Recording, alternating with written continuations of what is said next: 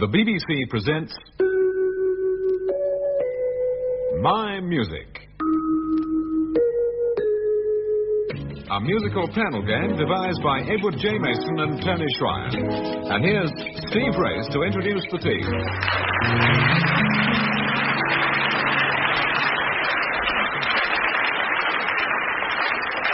Hello. Once again, we offer you the chance to show off your musical superiority over our two teams. David Franklin is partnered by the drop of a hat man, Michael Flanders, and Ian Wallace is assisted by Denis Norden.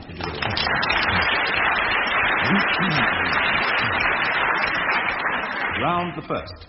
1 mark for the composer and a second mark for the title of the piece. We begin with David Franklin.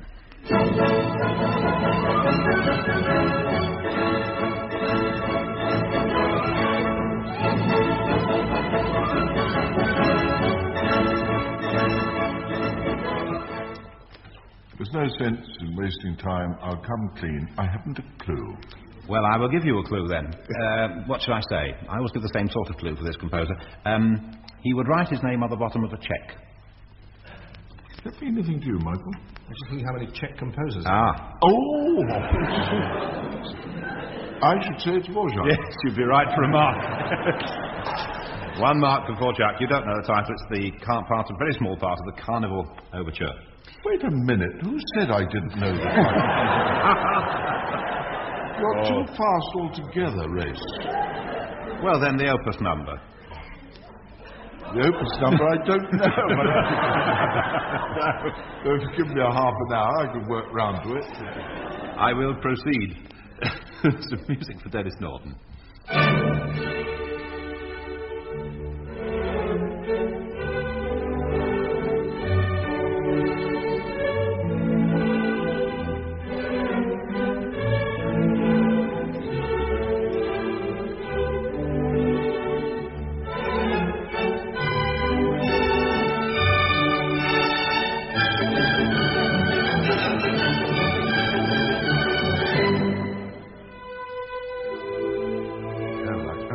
Acrobat music. It's Hungarian dance. Yes? By Liszt. Oh, no, not Liszt, I'm afraid. No. Contemporary sort of gentleman as Liszt. Contemporary of Liszt. It was originally written for 2 pianos, 4 hands. And the other 2 hands might have been Mrs. Brahms, I don't know. Brahms? Yeah, yes, actually.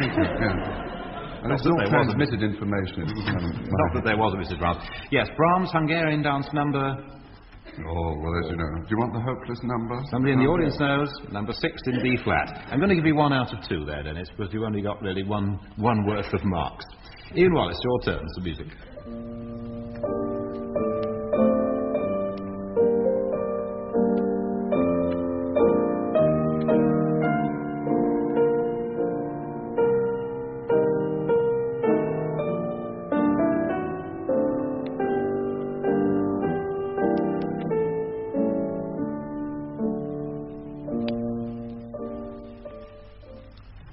Ian.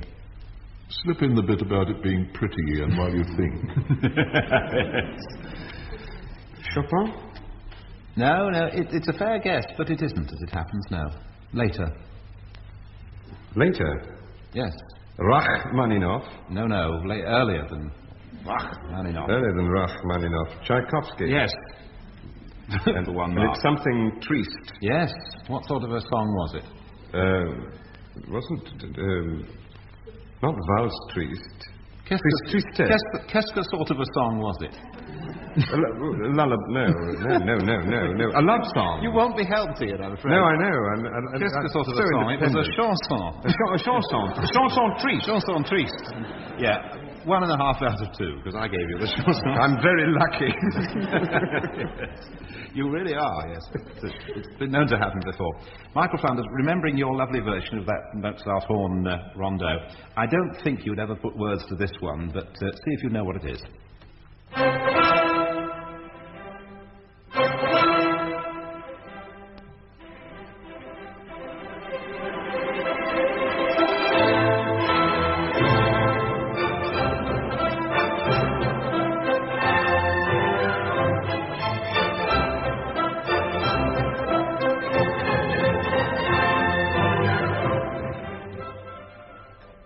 I have a suspicion this is one of the pieces that my 6-year-old daughter plays on her Pixie phone. I'd be very surprised. It has one of those long unfolding pieces of music. It starts with Three Blind Mice and it works up to Beethoven's Ninth. This is neither of those. Yes, that's right. It's nearer to the latter than the former, I'll tell you that. Yes. Well, it's a symphony. Yes. Yes. And it's a Beethoven symphony. No, it isn't. And I can see Mrs. Flanders in the front row, and she's dying to tell you what it is, because she knows. She's the one who knows. I know the mute tunes, and she knows the names. I'm going to break all the rules and ask Mrs. Flanders what is it. Yes, well, Schubert's C Major Symphony, the great C Major. Good. To my better half. And if Mrs. Flanders would care to come up on the stage and do the rest of the show. No. We're prepared to make an offer for her on this side. She's already spent my fee, so you might as well do it. The next round, songs and their words, or rather their message. Bearing in mind, then, that the answer lies in the song. David, how do you feel about Harold? Oh, I'm wild about him. Yes. For 2 marks, I'm just wild about Harry. Quite right. That's the song. Dennis, she is deep in the heart of you. Where else is she? Subcutaneous. She's under my skin. Yes, under my skin for 2 marks. Ian, what did you primp in passing by? What did you want? What did you primp in passing by? Primp in? Yes.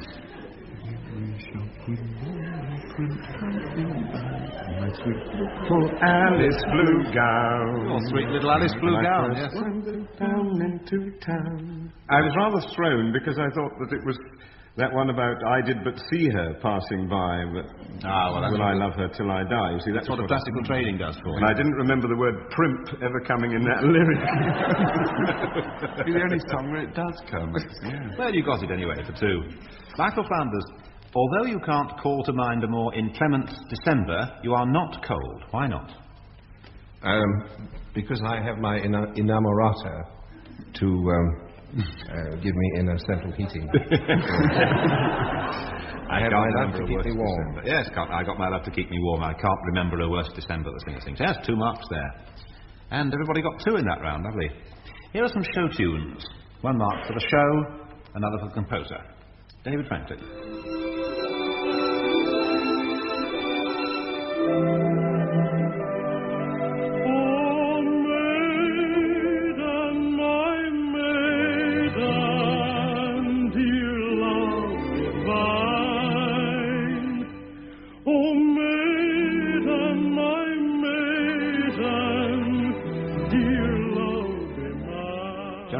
Show and the composer. Show and the composer Lehar. Yes. And what was it, Frederica? Yes, Frederica for the other mark. Dennis. We're looking for a beat-mic We're looking for a piano. A piano. Yes, a piano. Your daddy or the no, come on, that's rather rare. We're writing sonic phrases till his reputation blazes from the pages and the phrases in the Tottenham Daily. That's in that hard-hitting acerbic salad days. By Julian Slade and Dorothy Reynolds. Yeah, joint composers, writers. Yes, 2 marks there. Ian's turn.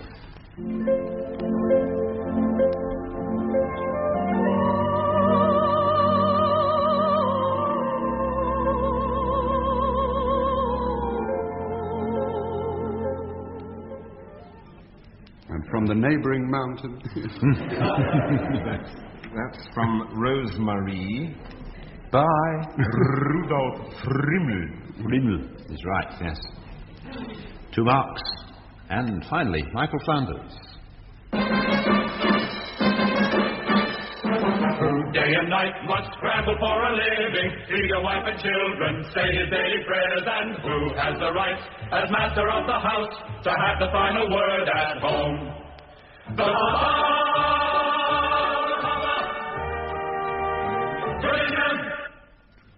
Yes. American musical. Yes. Obviously, you get that far. Yes. Is it Fiddler on the Roof? Yes, Fiddler on the Roof is one of your marks, and Little Toughness, perhaps the composer. I'll tell you what I'll do. I'll give you the mark if the audience, anybody in the audience can tell us the name of the composer of the score of Fiddler on the Roof. Jerry Bock. Jerry Bock, said somebody. Jerry Bock, Michael Flanders, you're right. Michael Flanders. Jerry Bock. The 2 marks.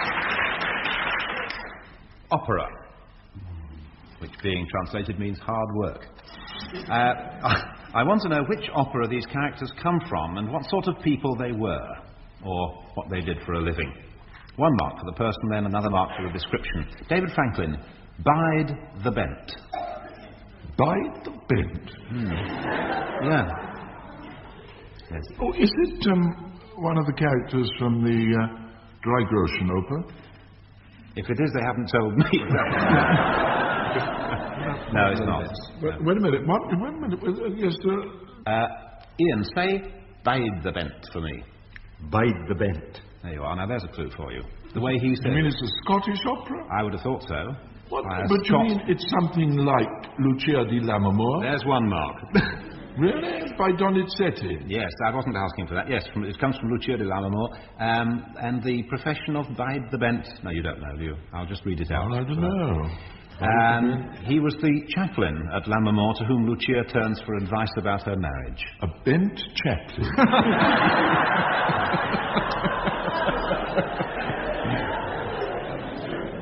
Who bided his time. 1 mark there for Lucia di Lammermoor after some effort. Dennis Norden, Clorinda and Teasbay. No, it doesn't matter what you want. Oh, come on, it's got a flash coming up. The Ugly Sisters in Cinderella. That's my boy. Would you like to give me another a proper name for Cinderella? I got it delivered. Rossini. Yes. La Cenerentola. Yes, all right. Rossini's Cinderella, 2 Ugly Sisters, Clorinda and Teasbay. Good for you. 2 marks. Very good. Ian, Cherubino. A page Yes. in Marriage of Figaro, Mozart. Yes. Whose employee? The Count Almaviva. Yes, 2 marks. Michael Flanders, Sparafucile. He's the chap who is going to kill the Count in Rigoletto for 20 pieces of silver. Yes. And his sister is the Duke, rather. Yes, Yes, that's right. You get 2 pieces of silver for that answer. 2 marks. Very good.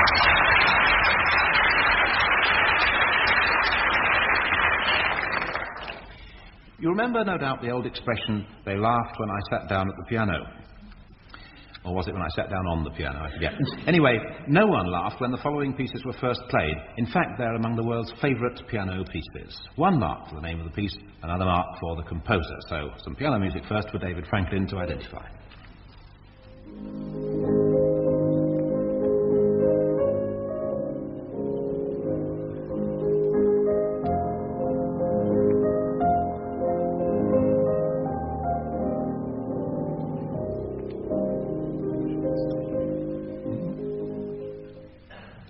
Well, it's awfully familiar, of course. Yes, that's why we chose it. Yes. You don't want me to waste time, do you? No. Well, it isn't any marks. I should be absolutely furious when you tell me, because I should know it as well as I know that. But I just don't happen to be able to put my finger on it at the moment. It was Waltz number 9 in B minor by Debussy. By who? By who? I thought you'd say, of course it was, yes. In fact, it was... Did you say by Debussy? No, it was Waltz number 15 in A-flat major by Brahms. No, by Brahms. I'm afraid I was really trying to trap you there, and there's no marks. Is there no end to your insolence? It isn't my insolence, it's my deviousness. That's what I'm like. I'm devious. Dennis Norden, some piano music.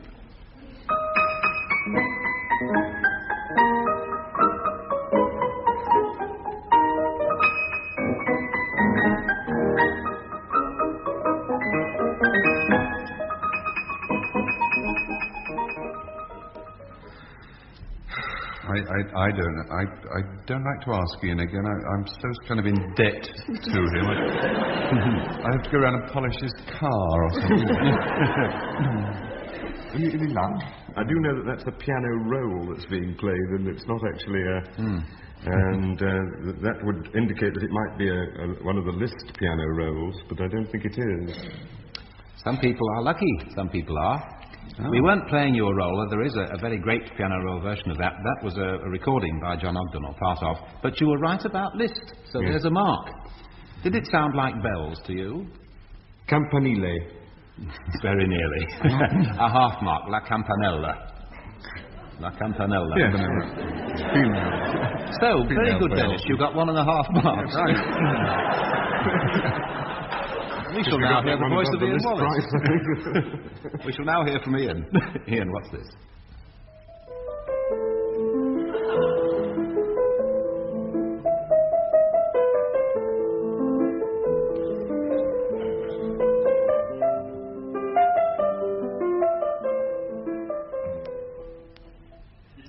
You think I don't know this one, don't you? Yes. Well, you're right. If you don't know who it's by, do you know who it's for? For? Who it's for? No, never mind. No. For Elisa. For Elise by Beethoven. So that's no marks. We scrub round that one. Michael, I think you'll know this one. We'll see.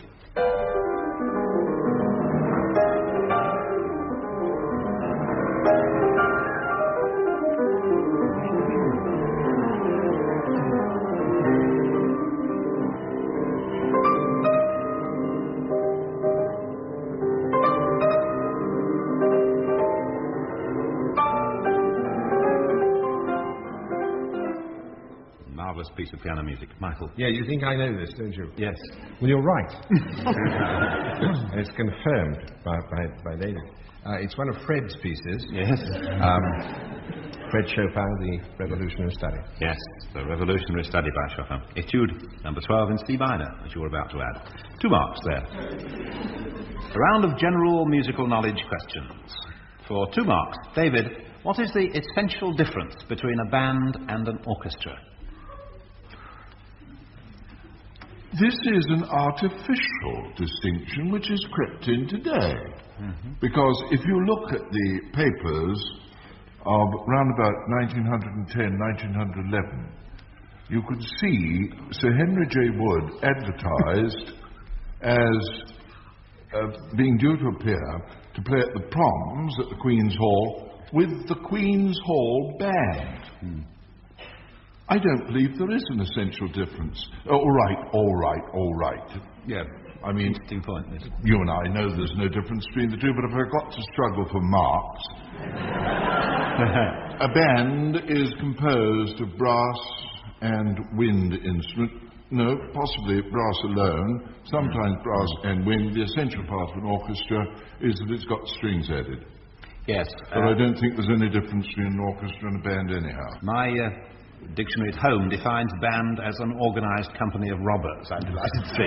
So anyway, but there's certainly no difference between Duke Ellington's band and Duke Ellington's orchestra, is there, these days? No. 2 marks then for David, and question for Dennis. Dennis, what does the expression Fred Carno's Army refer to, and what tune is sometimes sung to the words, "We are Fred Carno's Army"? Which is what makes it a musical question. I see. You've crept that bit in, otherwise it wouldn't... Yeah.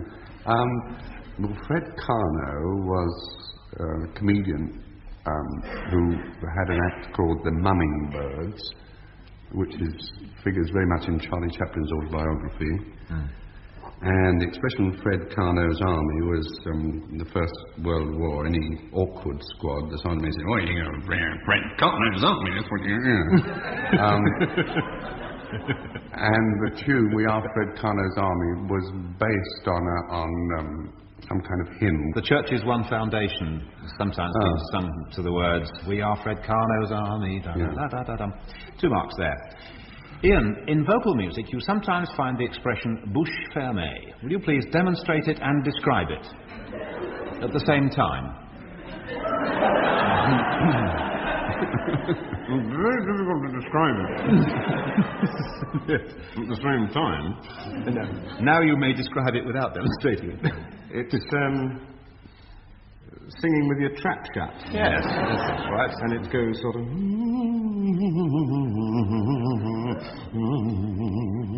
Like that. You come here often. There's also the expression the nez fermé, where you hold your nose. But that's more an expression of critical opinion. What is the musical expression for what Ian actually does every time he sings on this programme? That is, he puts his hand up to the ear closest to me to shield his ear from me. That is a terribly bad singer's habit. It's a thing that one does to hear oneself a little bit better. And every singing teacher in the world, whenever they see their pupils doing, they say, "Don't do that." But most I put my finger in my ear when I sing.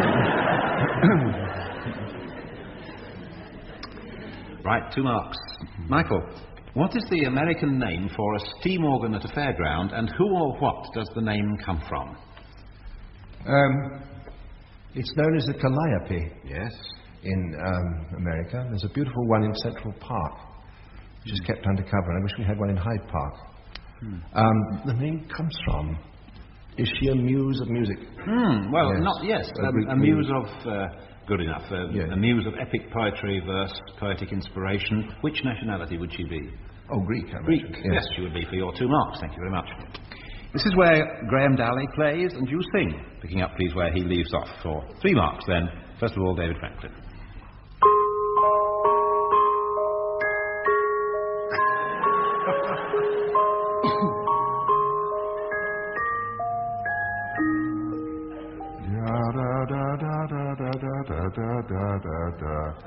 I will sing you lullabies. Now, this was originally an English folk song, and somebody wrote words to it called Golden Slumbers. Golden Slumbers Kiss Your Eyes. And then it was pinched for the Beggar's Opera.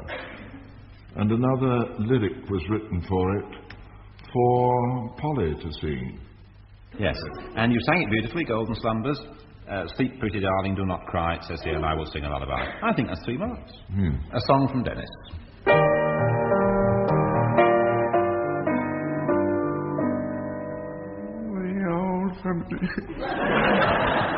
I'll see you in the morning light, and when the night is through, I'll be looking at the moon, but I'll be free.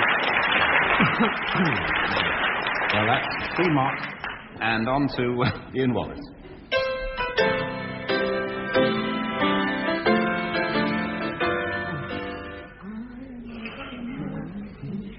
Yes. No, it's a great big shame, and if he belonged to me, I'd let him know those who nagging off a fellow what is 6'3" and her only 4'2".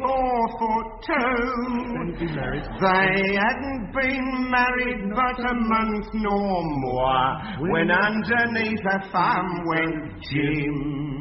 Isn't it a pity that the likes of her should put upon the likes of him?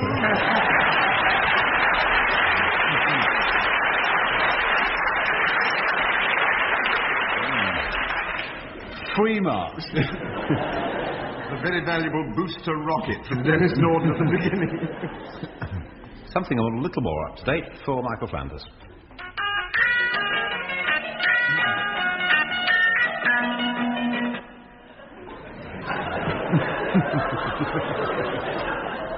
Yeah.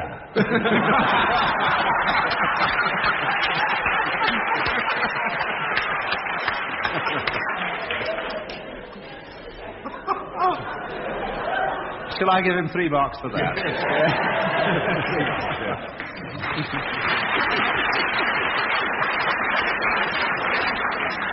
And that's the end of this week's My Music. The final score, Ian Wallace and Denis Norden win by half a mark.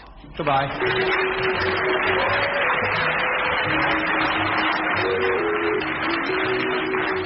Taking part in My Music were David Franklin, Frank Muir, Denis Norden and Ian Wallace. Graham Dalley was at the keyboard and the chairman was Steve Race.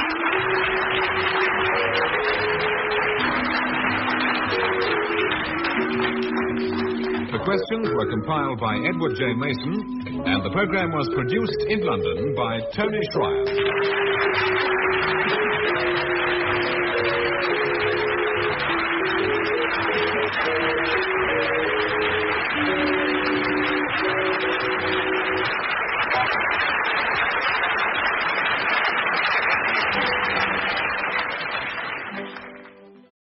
The BBC presents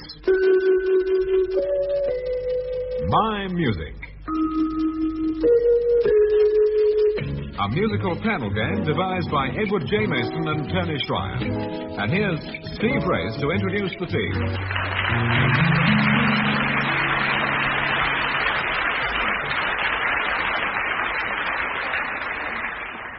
Hello, here we are again at the Commonwealth Institute, with the musical knowledge of Frank Muir and David Franklin pitted against the ditto of Denis Norden and Ian Wallace.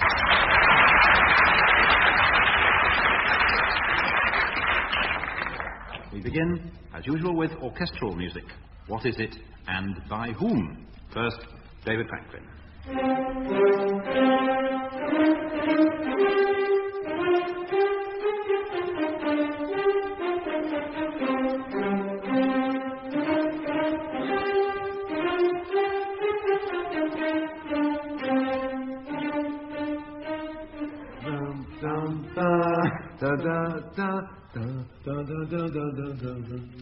This is number one in the star folio of songs that Frank Muir can sing, but of which Franklin doesn't know the name.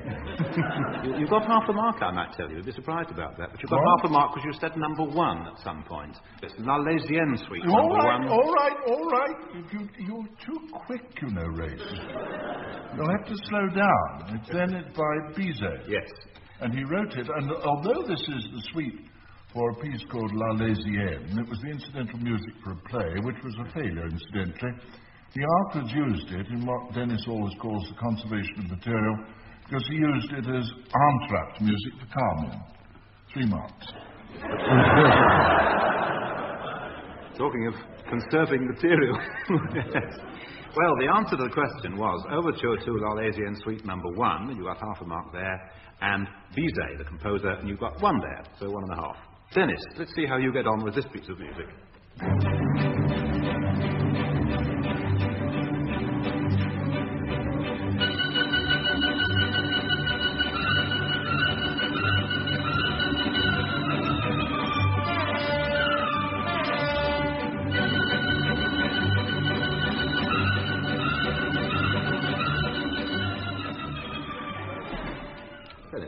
Yes, that's Sabertooth.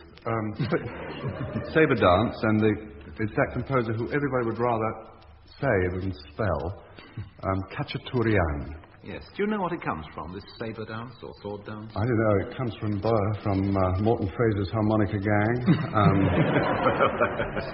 Well, that came it comes from West Sheffield Steel. No, it comes... No, I don't know. Leningrad. Obviously, I don't know. It comes from Leningrad Steelworks, from Guyana Valley. Anyway, it was danced by No-Toes Petrov. With the sabre, yes. It's the whoops dance, isn't it? Anyway, you've got 2 marks there, and it's Ian Wallace's turn.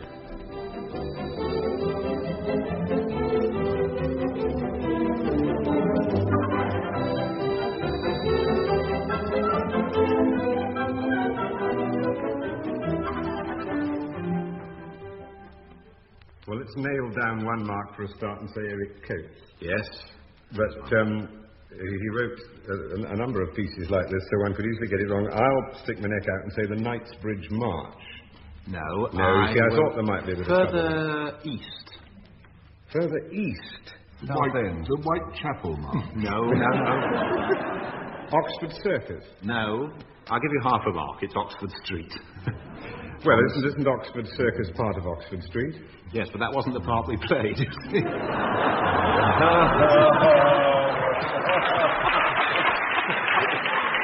Well, I would challenge that because you played about the middle of it, and they would have forgot to about the middle when they were playing that bit. My dear Ian, I was a little... no, I wasn't really tough on David, but I'm going to be tough on you. That's fair. You should be quite happy with half a mark for Oxford Street from the Suite in London again, and 1 mark for Eric Coates, total 1.5. Thank you. And Mr. Frank Muir.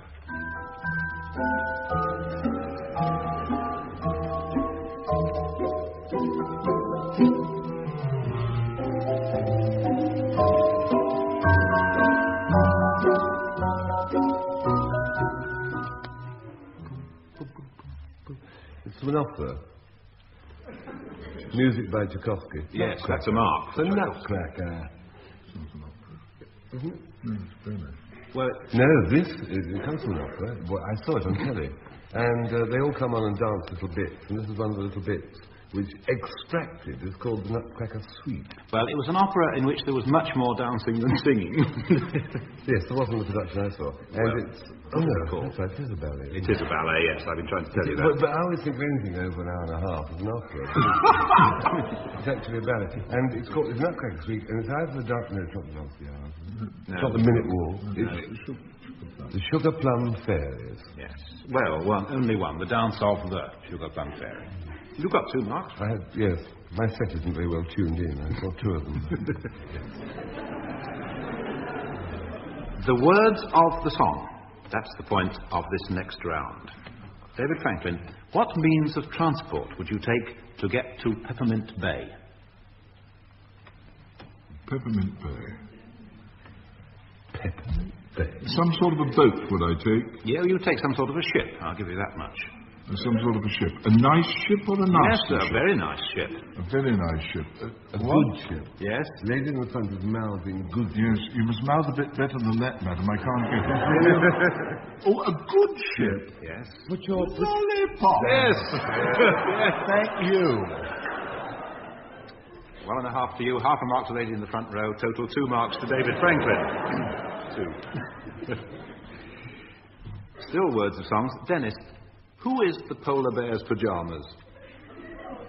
She is the polar bear. Hard-hearted Hannah, the vamp of Savannah, the coldest gal in town. Yes, Savannah G.A. Hard-hearted Hannah is right for 2 marks. Good. Her close rival is Deep Freeze Diner from Southern Carolina. Anyway, right in the middle of the song are the word she, the polar bear's pyjamas. Right. Ian, what is it you want every morning at 11:30, throughout the day, and especially at bedtime? It says here. A nice cup of tea? Yes, thank you very much, for 2 marks. Yes. I would say it's not especially at bedtime. Just says it's a qualified. When it's time for bed, there's a lot to be said. That's qualified. You think I should knock off some marks? I think you should give him 3 more. Frank, Sir, what happened when I saw you last night? I got that old feeling. No, I got that old feeling. I saw you last night and got that old feeling. Anyway, you got your 2 marks there, yes. That old feeling. Here are some songs concerned with jobs or professions. For 2 marks. Simply, what's the job? David. There was Mr. Dennis Doherty who kept the running dog. There was little Crooked Penny from the Tiralock and Fog. There were boys from every barony and girls from every yard. And the beautiful Miss Brady's in a private Hassan car. To coin a phrase, he had just the job. Fill the flute up. Yes, he was therefore what Americans call a flutist and what we call a flautist. Yes. Well, I call it a man who plays the flute. Very wise. Can somebody explain to me that line in that lyric? It's up, down, hands around, and it sounds like fastened to the wall. I'll tell you after. Crossing it is. Well, it shoulders. Crossing to the wall. I thought it was shoulders Yes, on the wall. hands around, fastened to the wall. No, it's crossing to the wall. Crossing to the wall. Thank you, Ian. Pleasure. Anytime. Take a mark. Thank you. Shall we go back to the gaiety now? Dennis, a job in this music. As your genial host, may I offer a toast to the wine-buying guest on my right. May his bank account grow, heavy laden with dough. May he spend it in here every night. Yes, the waiter. Well, there's three jobs involved: the waiter and the porter and the upstairs maid. They're all in the catering and hotel industry. Yes. Fully paid up members, the waiter and the porter and the upstairs maid. 2 marks there. And 1 for Ian. Over hill and over plain, steamers how they never will stop. Clibbity-clop, clibbity-clop, clibbity-clibbity, clibbity-clibbity, clibbity-clop, and Ian. After a short conference, it was decided unanimously that he was a muleteer. Yes, that's just what I had written down here. Lovely word. A muleteer. Mule train. Sung by Frank Highfield. 2 marks there. And, Frank, a job or profession? He repairs them all with what you call a thingamajig. He's a rib repairer. To umbrellas. Yes, ribs of umbrellas. Umbrella man. Violin singing there. We have an interesting score at the moment because it is at this present moment a tie.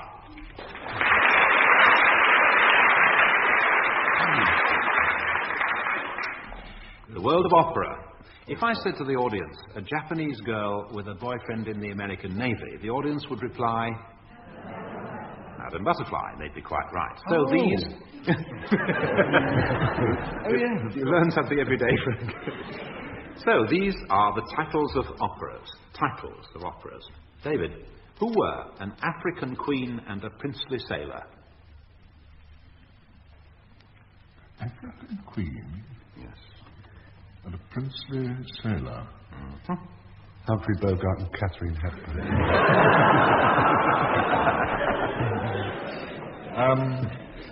One of the few operas that C.S. Forrest has written.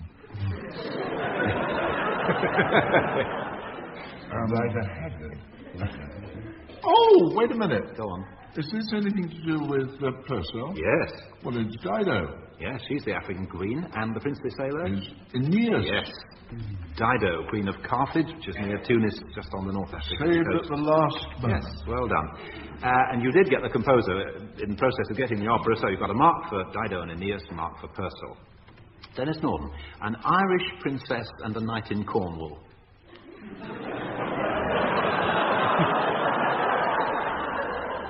It sounds like one of those sort of first prizes in a newspaper competition. You can spot where the ball is and win an Irish princess and a knight in court. Yeah. Or you can have something else in lieu.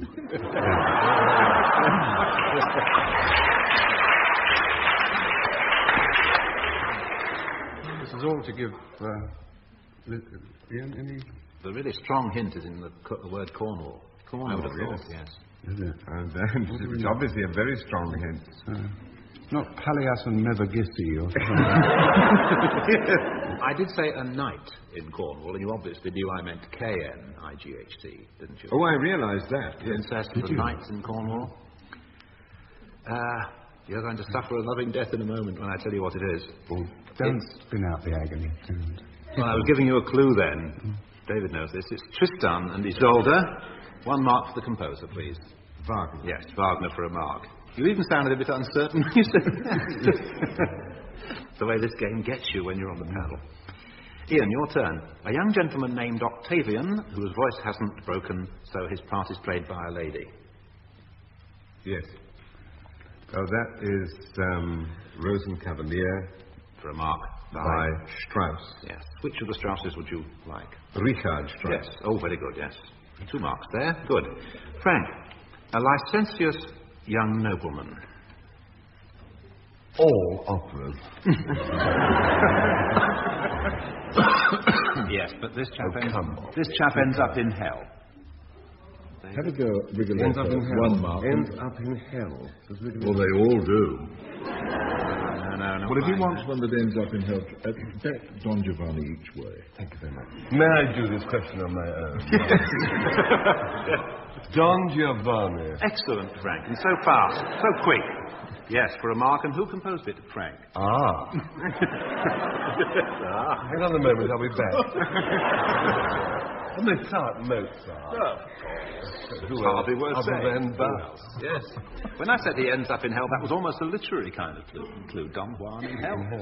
Anyway, you've got 2 marks.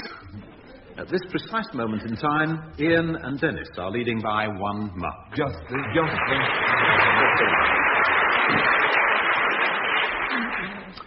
General musical knowledge. I always get in trouble in this round, but we'll see. For 2 marks, David, what is a potpourri and what is the literal meaning of that hyphenated word? A potpourri is a sort of sludge mudge. Of various tunes arranged in a rather arbitrary sequence either from the works of one composer or from a particular work.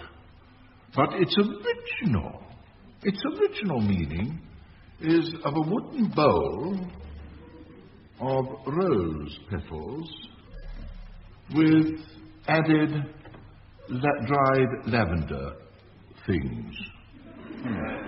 That is a potpourri. I'm sorry you don't know the answer to this one. Of course you're right, it's a medley of themes. Do you know the literal translation of potpourri? Yes, it's a china vessel with a spout. Yes, Dennis, just for interest. Literally? Well, literally, it means a perished pot. Rotten pot or rotten mess. Oh, yes, it does. Eventually. But David's got his 2 marks there, and there's a bit of interesting information for you. Potpourri means rotten pot. Dennis, this is sort of historical as well as musical. Oh, good. Yeah. A famous American saw some musical glasses being played when he was in Europe. He went home and constructed a mechanical version of it. Who was he, and what did he call his glass-playing device? He called it My Collection of Broken Glass.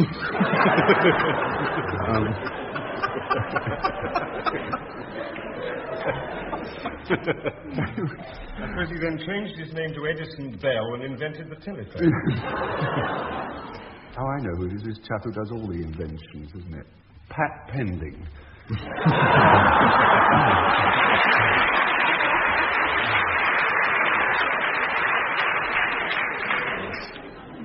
That's the man who arranges the speed limits for all the lorries, max speed.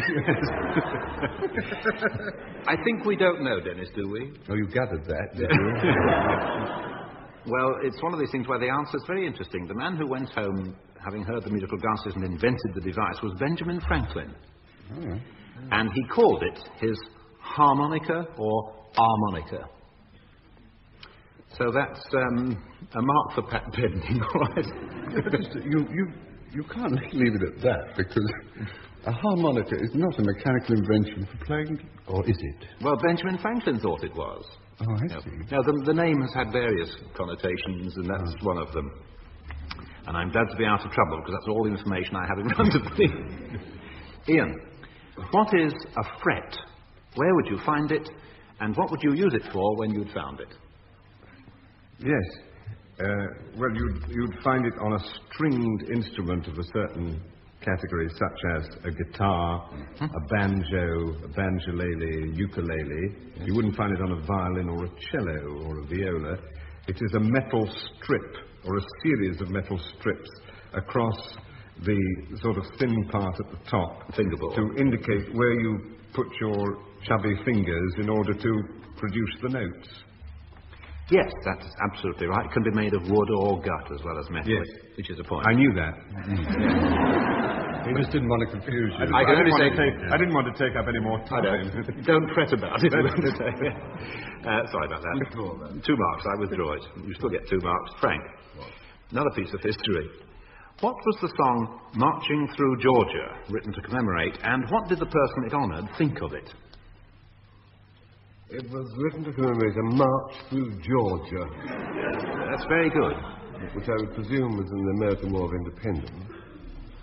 And presumably they marched southwards rather than northwards. You've got the wrong war, yeah. Civil War. Yes, American Civil War, yes. American Civil War. Whose march? Well, that's a very good point. It's a march. Georgia's a southern state, so presumably it's to commemorate a march of the northerners southwards. Have a shot at a few northern generals. Northern tanks. Lee, no. Tanks, General Water. Water tanks. No. Sherman, yes. General Sherman, he's marked 50,000 men. I don't have the exact numbers. Then we were marching through. And yes, well, you've got a. You've certainly got a mark there. I said the other half was, what did the person it honoured, namely General Sherman, think of it? Well, he obviously thought ill of it, or otherwise he wouldn't have asked the question. That's right, yes, for the other mark. You've got two there. I'll read what it says. I think it's very interesting. General Sherman's march of 1864 in the American Civil War. He hated the song, and he said that if he'd known that the marching through Georgia would inspire such a song, he'd have marched round Georgia instead of through it. It's a nice remark, I think. 3 cheers for General Sherman and 2 marks for Frank Muir. Graham Dalley starts you off in this next round on your wild abandon singing. Please carry on with the words when he leaves off. David.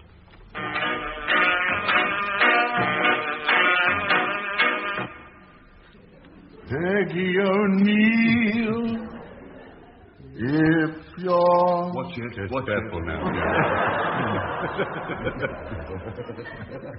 I'll go back again to the beginning. I'm pretty sound on the beginning.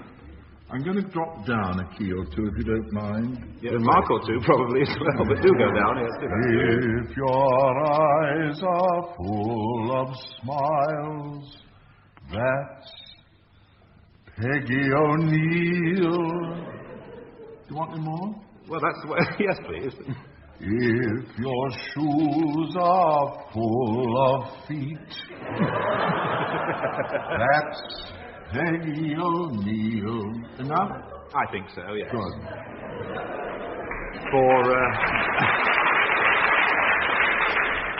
Enough for 2 marks, yes. Out of 3. If her eyes are blue as skies, that's Peggy O'Neill. If she's smiling all the while, that's Peggy O'Neill. If she walks like a sly little rogue, if she talks with a cute little brogue, sweet personality, full of... Banality. Try again. Full of... Sweet personality, full of...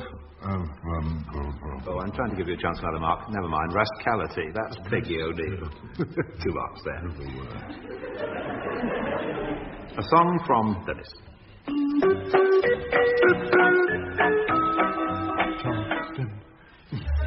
I wonder where my baby is tonight. I wonder where my baby is tonight. I wonder where she's gone and how she's getting on. I wonder why it is she doesn't write.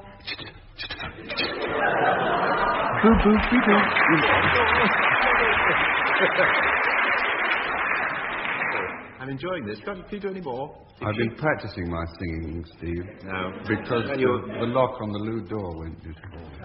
Only a tiny word or two here and there wasn't quite right, but otherwise absolutely marvellous. 3 marks there, no question. Ian, your song. Say to yourself, your jolly good health, a jolly good day today. Yesterday was full of trouble and sorrow. Nobody knows what's going to happen tomorrow. So give yourself a pat on the back, pat on the back, pat on the back. Say to yourself, your jolly good health, a jolly good day today. Hey!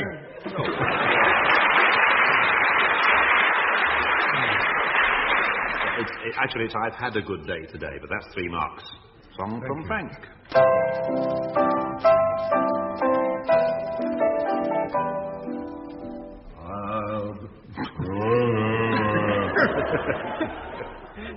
I'll be with you. I'll be with you. I'll be with you. Change your name to mine. One day. One day you'll say, yay, yay, oh yay. Happy the bride as the sun shines on him. I'll be with you. What a wonder. What a wonderful wedding it will be. What a wonderful day for you and me. Church bells will chime, mimics will mime, or now will lonesome time. 3 marks, oh yes.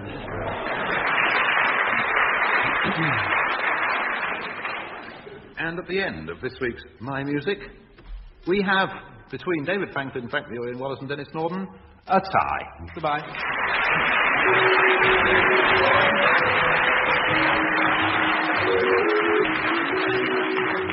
Taking part in My Music were David Franklin, Frank Muir, Denis Norden and Ian Wallace.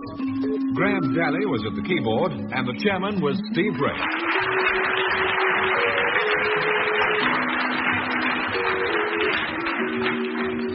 The questions were compiled by Edward J. Mason and the program was produced in London by Tony Schreier.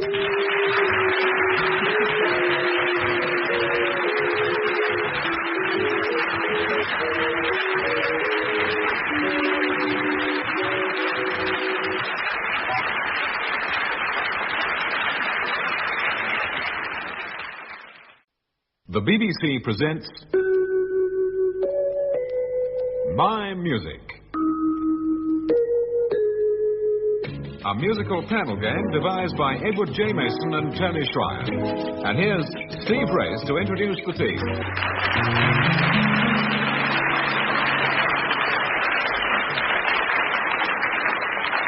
Hello again. On my right, Ian Wallace and Denis Norden. On my left, David Franklin and Frank Muir. Beside me, a young lady to do the sums. Ahead of me, yet another edition of My Music.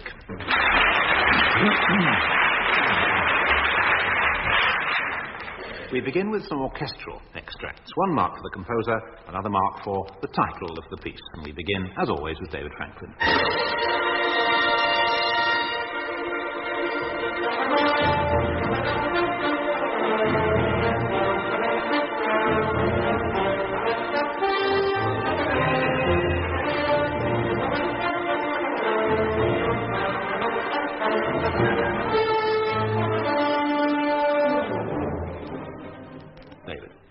It's Elgar. Yes, for a mark. And I think it's what Frank describes as cocaine. Yes? What would you describe it as? In fact, it isn't cocaine, it's cocaine. Yes. It's the overture. Yes, Cocaine Overture, subtitled in London Sound by Elgar. 2 marks there, jolly good. Got us off to a flying start. Well, after that flying start, we come to a grinding halt with a question for Denis Norden.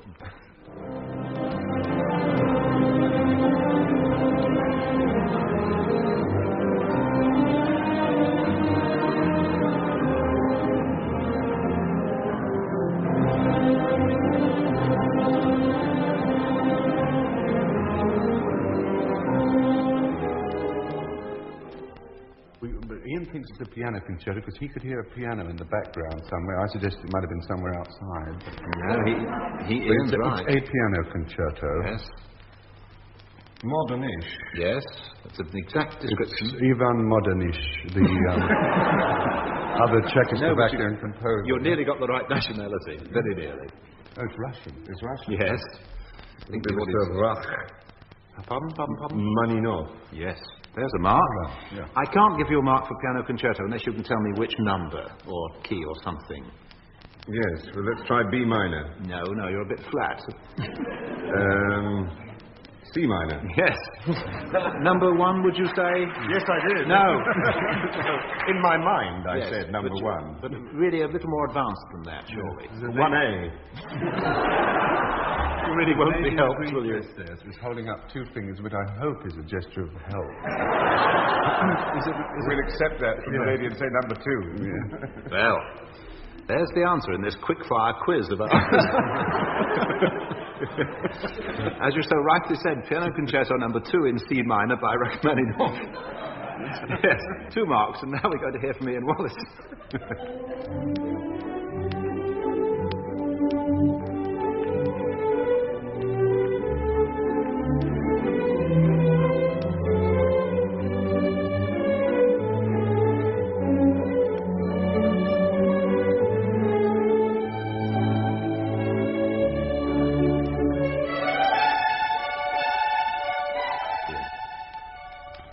Yes.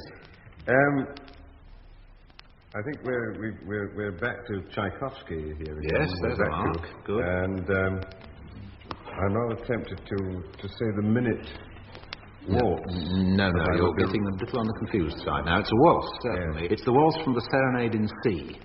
Oh, yes. Absolutely ravishingly lovely work, I think, by Tchaikovsky, all through every single movement. It's sometimes called Serenade for Strings. And anyway, there's a mark for Tchaikovsky. Thank you.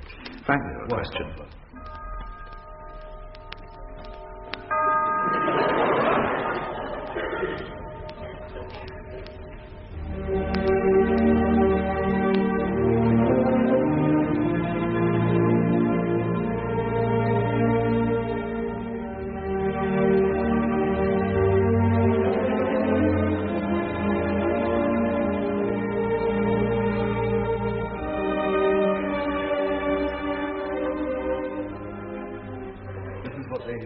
The meadows. Yes, bells across the meadow. One mark. Alfred Cataldi. Yes. For the other mark, Albert W. I think his name's Cataldi. Anyway, there's 2 marks, certainly. General musical knowledge. 2 marks. David Franklin. What, please, is a hecklephone? A what? You may well ask. A hecklephone. It's a loudspeaker used by opponents at a political meeting. Say a genius. That at any rate is the older sense. It's been invented by Herr Heckel. Yes, I was just going to say that. But this is a sort of wind instrument. Yes. Can you eat it? I don't... Well, what else do you want? Well, I want the answer. I feel I am being bled for information. What? Certainly a mark for your first inspired answer about the political meetings. That's lovely. And I think really half a mark for it being invented by a Herr Heckel, which came from your partner. What I wanted was a bass oboe made by the German firm of Heckel. Dennis, what is a kit? Who used it, and where did he put it when he wanted to be rid of it? I don't know. It's what you have to lay out on a kitchen spoon. No, it's kitchen spoon. We're floundering. Yes, you're gradually gathering that I'm not terribly sure about this. Well, I will tell you. It's no marks, I'm afraid. A kit, I was interested to find out myself, was a very small fiddle used by dancing masters. While demonstrating steps, they put the kit into their tail pockets. No, I mean, we may look naive, Steve, but there are limits. They don't survive to this day because the dancing master then sat down. Ian, your turn. What exactly is a yodel, and how did it originate? The yodel is a sound made by the Swiss male in order to announce to those cows with the bells on, he yodels, which is, as far as the Swiss male is concerned, a very difficult thing to do because he has to suddenly turn himself on every second note into a boy soprano. How and do then you back mean? again. Without any How do you articulation. mean, Ian? Yodelate! Thing like that. A good way to practice is to ride a bicycle with a flat rear tire and no saddle.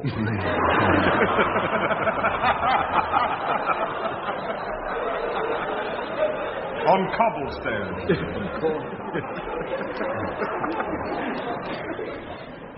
For those listeners who prefer dully factual answers, a yodel is a rapid change from falsetto to chest note, originated in the Swiss Tyrol. You've got 2 marks. That's Thank fair you. enough. Frank, this is a quotation from an operatic dictionary. All right. And it really is. It's genuine. It says, "In the last act of Tristan and Isolde, there is sometimes one lying under Tristan's couch.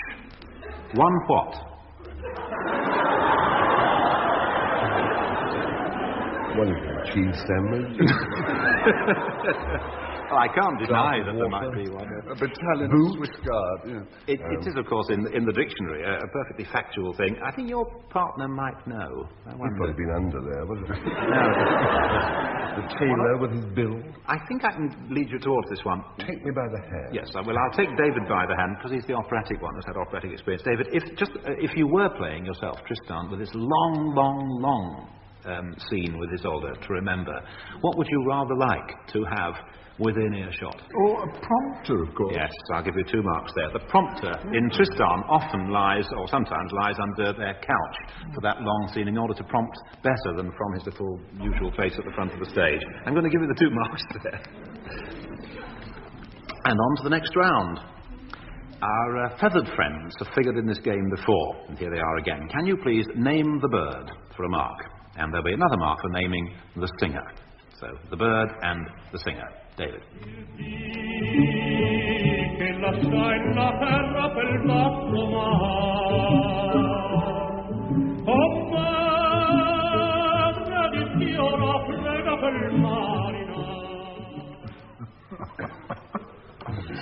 The bird is La Paloma. Yes, being translated... A plumber.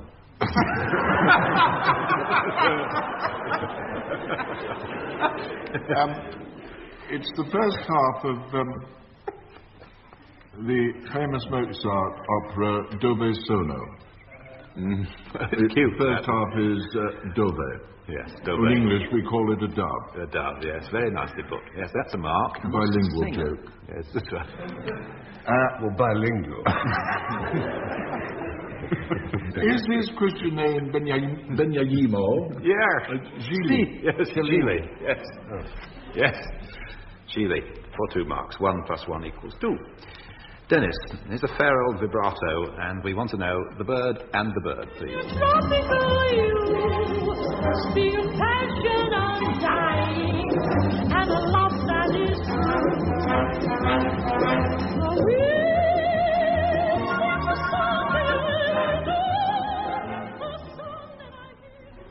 This lovely song called Flamingo. Yes. Sounds like Joan Turner. Joan Turner. Oh, for a mark, all right. Mark for Flamingo, and a mark for... actually a mark for you, for guessing Joan Turner. Ian, your turn. I'd follow the ship that my true love sailed in, and in the top rigging I'd there build my nest, and I'd pillow my head on his... Yes, the singer is Anne Shelton. Yes, 1 mark. And there must have been some kind of seabird, I suppose. No. No, I'm not going to waste your time. Audience. Crows, isn't it? There was Anne Shelton. A very good answer. I swithered with it myself. Well, that's the song that was number 1 many years ago. If I Were a Blackbird is the song. But what's a blackbird doing in the rigging? Rigging, yeah. Well, ask the songwriter, or Anne Shelton. You've got to go for Anne anyway. Frank, the bird and the singer. In the language of birds I use very rude words, and everyone murmurs how sweet. If something upsets me I fly in a rage, then it takes them an hour to clean out the cage with the teeth, the roll and thanks and the soul top. Arthur Askey. Yes, for a mark. Arthur Askey is the tenor. Yes. George, in this one. I am that's all. It ends up. But the canary, budgerigar. Yeah, budgerigar. Yes, budgerigar. Second choice, but never mind. There's your mark. Words by Gilbert, music by Sullivan.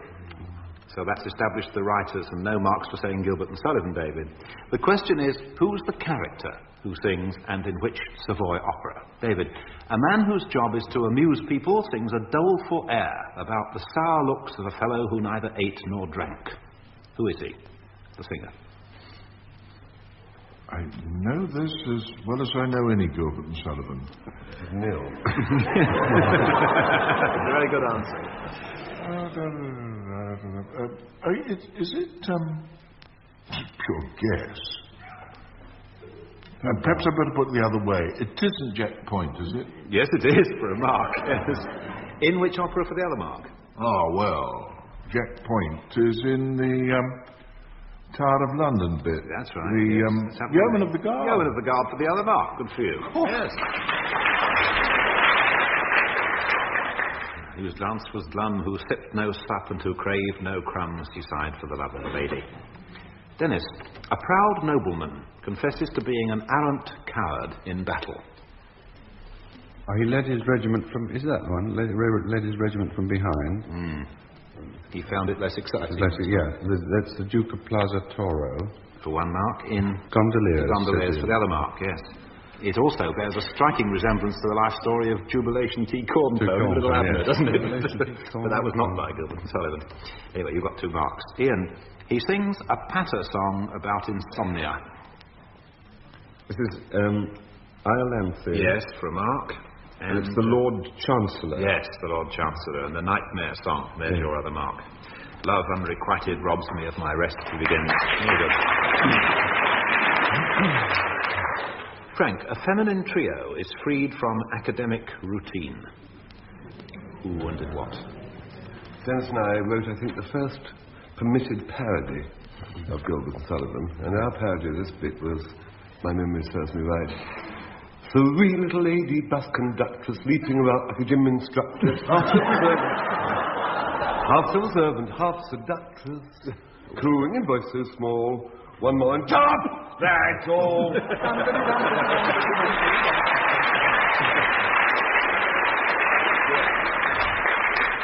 Three little maids from school. Yes. Do you remember all your old scripts, Dennis, too? He's got him, you know. He's no fool. He kept them for future reference. Yeah. Can you give me their names, Frank? No. 3 little maids. Maxine. Yum Yum. Yes. June Whitfield. Jimmy Edwards. Oh, I'll buy it. Yum Yum, Peepo, and Pity Sing. From the other mark, please. The Mikado. Mikado, yes, 2 marks. Very good. Mikado about nothing.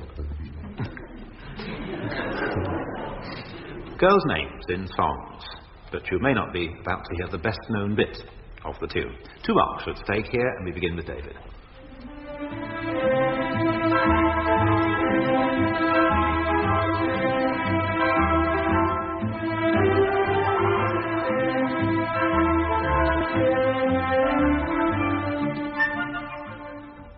David, who's the lady? Eloisa Wilcox. No, and I don't think even Frank knows this one. Well, that's irrelevant, because I don't think I should help David all the time. Oh, you don't? Especially when you've got that puzzled expression on your face. I didn't like the phrase you used then, because I don't think even Frank. Well, it's more in his line, David, than yours. Oh, I see, because I'm even and you're odd. The lady's name...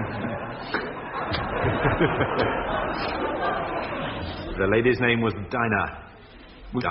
Dinah. Is there anyone finer? That Dinah. No marks, I'm afraid. Dennis.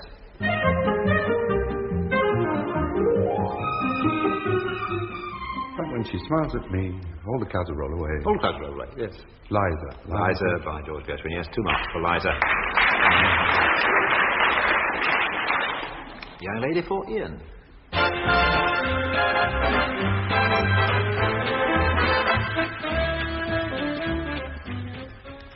This is a very up-to-date lady. Yes, thoroughly. Thoroughly modern. Millie. Yes, 2 marks. And Frank.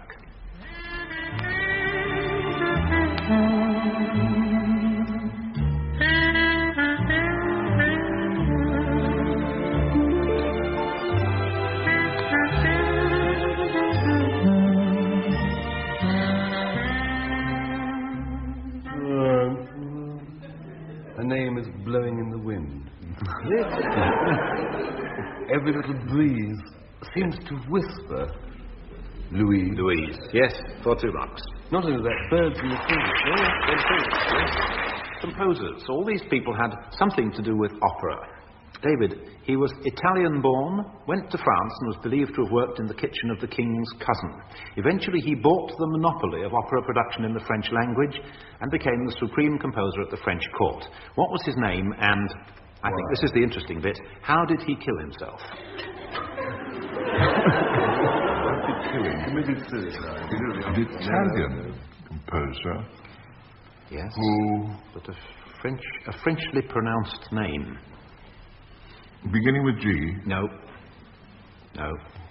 His name was Jean-Baptiste Lully, Lully was the man, and he used to conduct by banging his staff on the floor. And it's absolutely true. He hit his foot one day and died from the resulting abscess.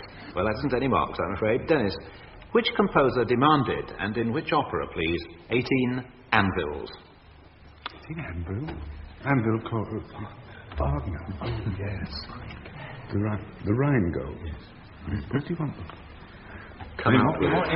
Because they had a scene down in a cave where all the dwarfs were going to make things out of the gold that the chief dwarf, called Alberich, had stolen from the Rhine maidens when they weren't looking. Wagner thought it would be jolly to have all these anvils play.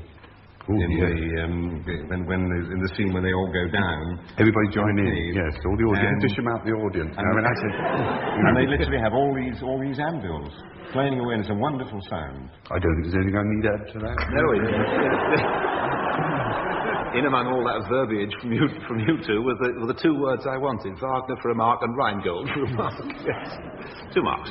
Ian, which composer presented 3 operas, as it were, for the price of 1, under the title The Triptych, and what were they called? Puccini? Yes, Puccini is a mark. And 3 operas. Gianni Schicchi. Yes, that's the 3rd one I thought you'd know. The third one in the evening, that's the comedy. There might have been Il Tabaro. Yes, that was the first one, the thriller, and the tragedy in the middle. Suor Angelica. Yes, there's your other mark. Very good for you. Good, well done.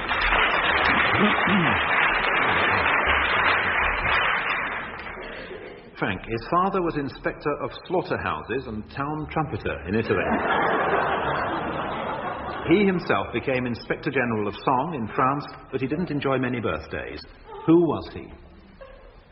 Is this one of these chaps who was born on leap year? Yes, there's the clue for you in the middle there. Oh, that's very helpful. I find that terribly helpful. That will help David. Rossini. 2 marks. Yes. You didn't think I was going to get it. There we go. Yes, Rossini. At the keyboard, or the console, is Graham Dalley. When he stops playing, our panellists continue with the song and its words. David Franklin.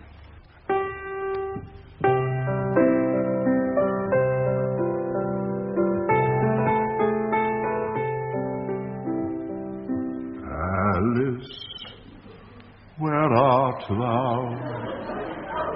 No, be fair. I must have complete silence. I shall start again. Silence when it comes from Marx. What? I have silence when it comes from Marx. Alice, where art thou? I am standing here at the gate alone. I never could make that stand.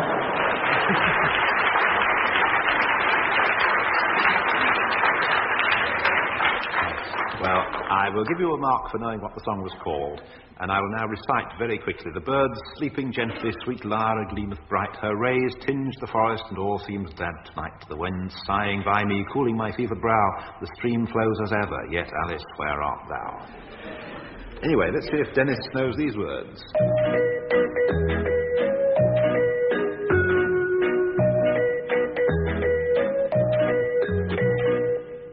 I'll just start from the beginning. Right. The shrimp boats are a-coming, prawn cocktail tonight. He goes, won't you hurry, hurry, hurry, ho. That's the bit. Remember the last line, shrimp boats is a-coming, There's present participle is sailing or dancing tonight. Frying tonight. Frying tonight.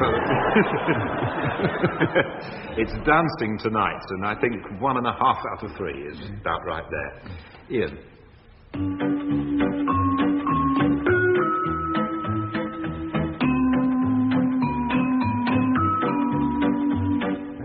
There's a man who plays the concertina on the moonlit upper deck arena. It always sounds like a musical instrument, the upper deck arena. I would ride up, I to ride up on the merry.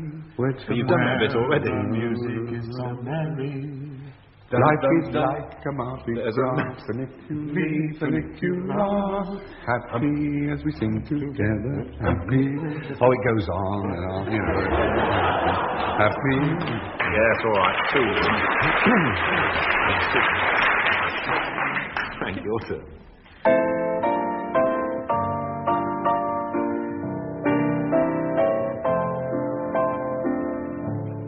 Can't think how many I'd rather do. This is a lovely way to spend a fortnight. Can't think of anyone I'd rather be with than you. Than you. Good, well done.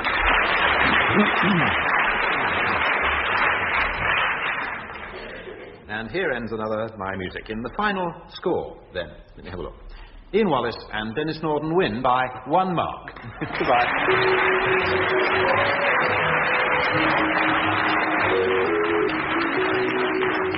Taking part in My Music were David Franklin, Frank Muir, Denis Norden and Ian Wallace. Graham Dalley was at the keyboard and the chairman was Steve Race.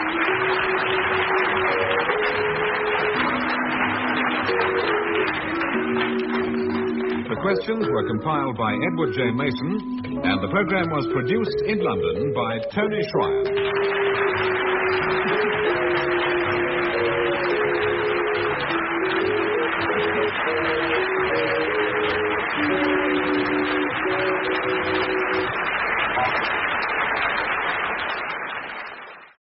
The BBC presents My Music, a musical panel game devised by Edward J. Mason and Tony Schreier. And here's Steve Race to introduce the team.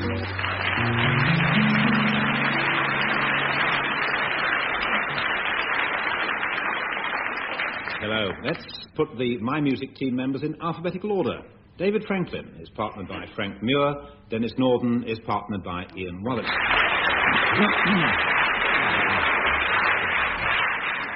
We begin with opera, martial music from various operas. 1 mark for the name of the opera, another mark for the composer. And the first question goes to David Franklin.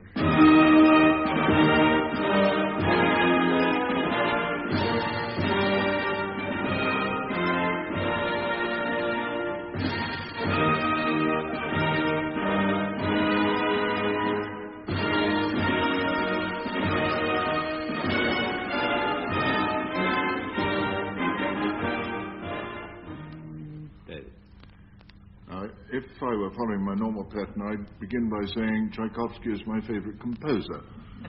And then I would add, but Tchaikovsky didn't write this. Give a whole list of composers who didn't write this. In fact, it was written by Verdi. It is the march, the triumphal march in the second act of Aida.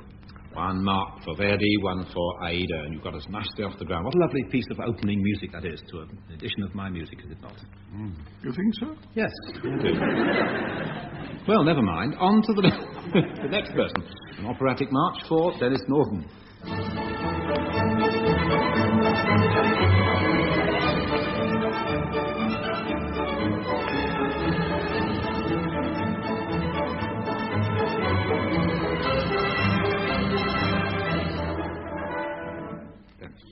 I'm one of those people who would never have known this if it hadn't been for Carmen Jones. Well, this is the version without the Jones. Bizet. The Bizet modification. Which of the various people you've mentioned wrote it? Bizet. Bizet wrote it, Yeah. and the opera is called... Carmen. Who's Jones there? That's another question. Never mind, yes. Carmen's agent, says Frank.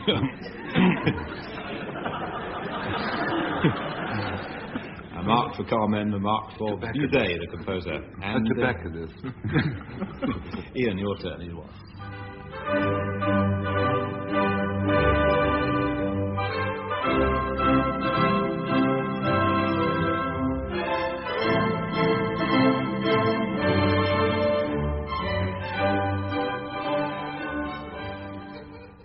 Ian. Mozart. Yes, 1 mark. And this is one of these tricky ones because I've performed this in this opera. You've marched to it, have you? No, I haven't. Well, yes, I suppose I have. I think I've got a terrible sort of feeling I'm going to be wrong here, but I think it's Marriage of Figaro. Yeah, you're right. March from Marriage of Figaro. 2 marks and some operatic and martial music for Frank Muir.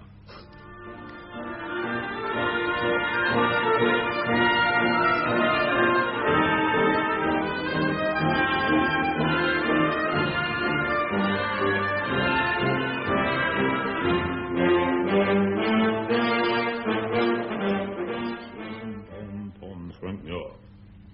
The March of the Sugar Plum Fairy.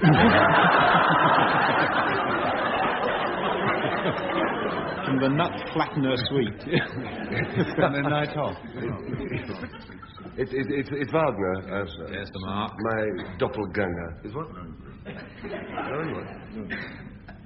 Oh, yes, it's the opera about the contented cow. Lohengrin.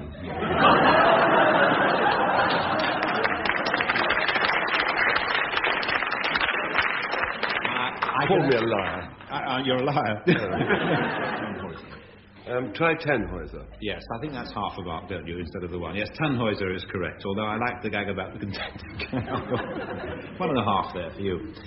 Next round, a round of general musical knowledge questions for 2 marks. David Franklin, you know what piano pedals are, but what was a pedal piano?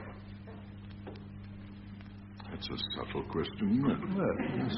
What was a pedal? Oh! Pedal piano. Do you mean one with an automatic action? No, not in treadle sense, no. No, it's not. What was a pedal piano? Piano with pedals. Well, you could get away with 1 mark for that, yes. What sort of pedals would you say? Bicycle. Do you mean like a scalpel? No, Oh, a harmonium. Well, no, that's treadle type as well. Now, I really can only give you the one here.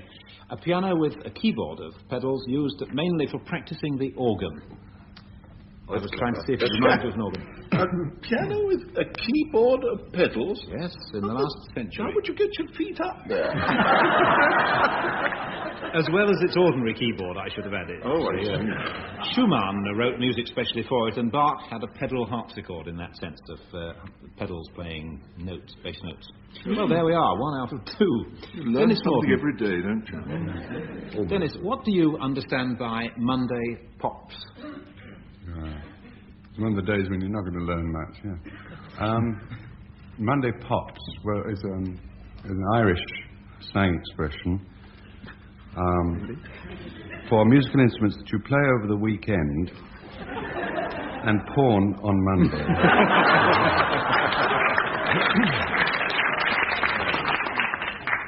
Oh, yes. I just had a note handed to me. Might it not have been popular concerts, said a well-bred voice.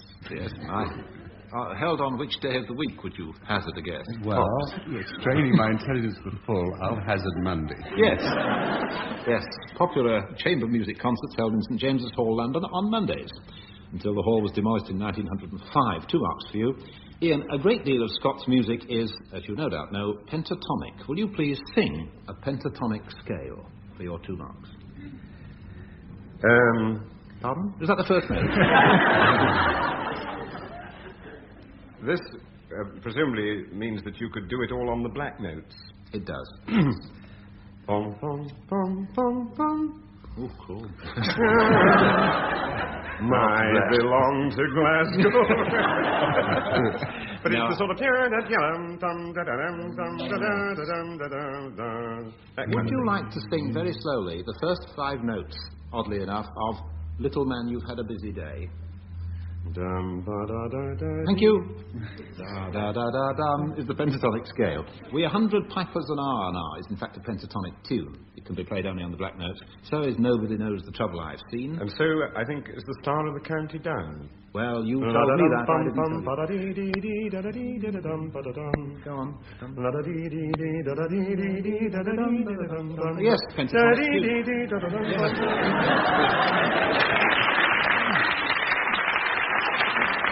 So does, oh, I can wash a sailor shirt. Oh, I can wash it clean. Oh, I can wash a sailor shirt and hang it on the line. Something like that, isn't it? My piece. What erudite discussions we do have, to be sure, don't we, on this programme? I mean, it's 1.5 all the same. I think I said 1.5, yes. Frank, what is the difference between a leader and a concertmaster? The leader is the chap who walks onto the platform when the coughing's diminished a bit. And he's got a violin under one hand and a bow under the other and a handkerchief under his chin. And he's the lead violinist.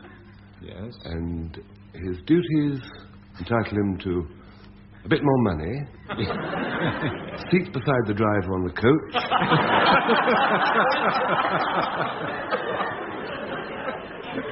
and first crack at the lady harpist.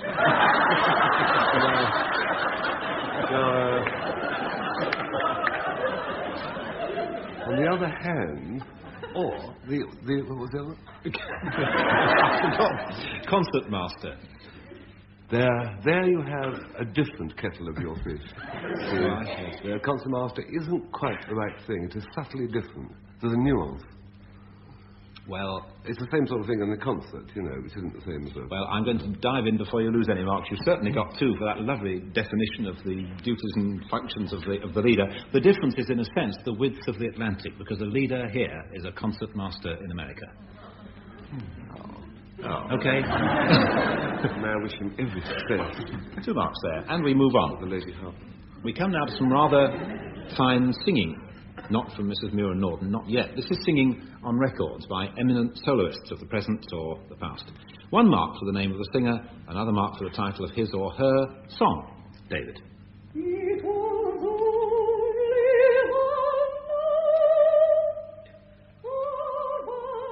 David Franklin. I don't think so.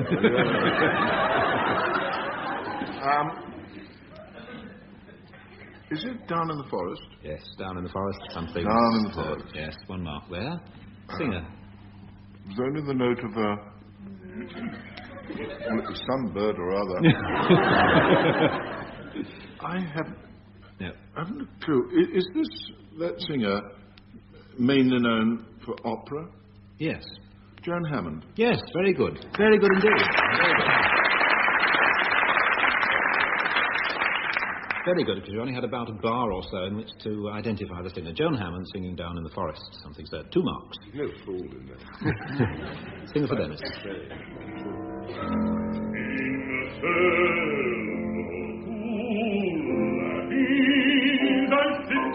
Upon the barrel resting, in merry mood I loudly call for highness wine requesting. It's called Drinking. Yes. And it's Owen Brannigan, we yes, think. That lovely man, Owen Brannigan. 1 mark. Drinking, or sometimes known as in cellar cool. That's your other mark for 2. Ian, your turn.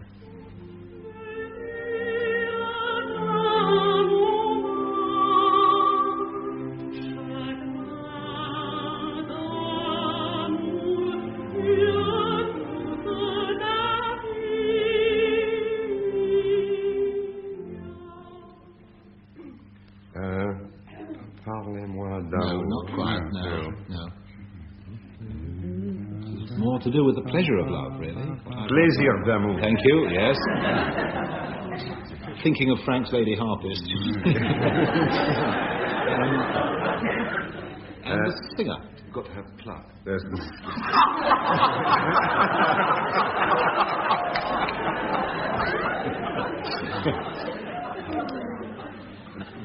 the singer in this case is difficult.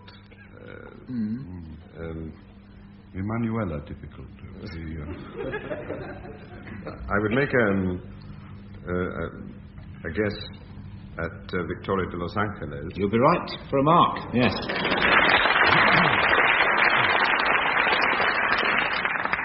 And on to Frank Muir to sing a few.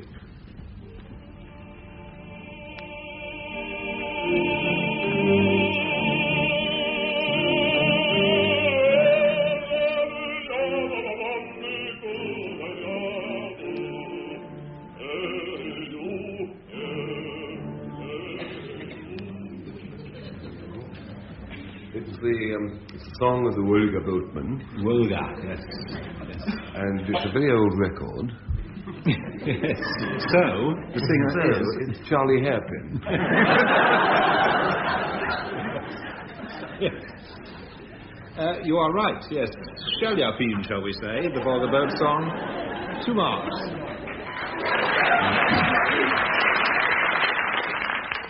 2 marks here. I'm going to name a show. For 1 mark, see if you can give me the composer. For the other mark, sing a bar or two of any song you choose from that show. So it's the composer and a snatch of song. David, The Maid of the Mountains, by...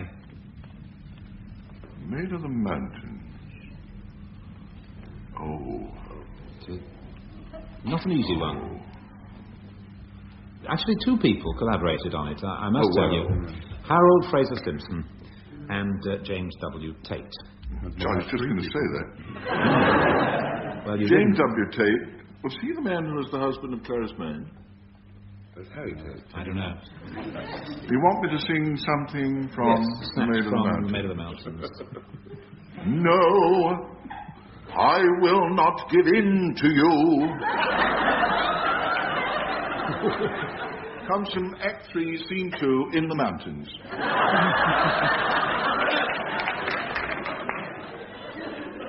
Well, now, I've got a list of songs here. Would that be Love Will Find a Way, do you think? It's in the recitative section that leads into Oh, I know what it is. Da da da da da da da, and love will find a way. Well, whatever you sang is followed by a Paradise for Two on my list. Anyway, I think I give you a mark for that, for sheer effrontery. Yeah, I give you a mark there. Good mark. And the other, well, you don't get the other mark, of course, no. So that's 1 mark out of 2. Dennis. Choo-chin-chow. I tell you the lyric. My man who wrote the book and lyrics. Would that help? No. It's Oscar Ashe. I'll tell you who played the lead in it on Broadway. It was Tyrone Power, who was the father of the other Tyrone. Oh, yes. And just got the message now. Frederick Norton. Oh, thank you very much, yes. Thank you, Ian. Frederick Norton. Yep. And a song from Any Time's Kissing Time. 2 marks, thank you very much. Yes. I got in quickly to stop you singing any more. Ian, Bless the Bride.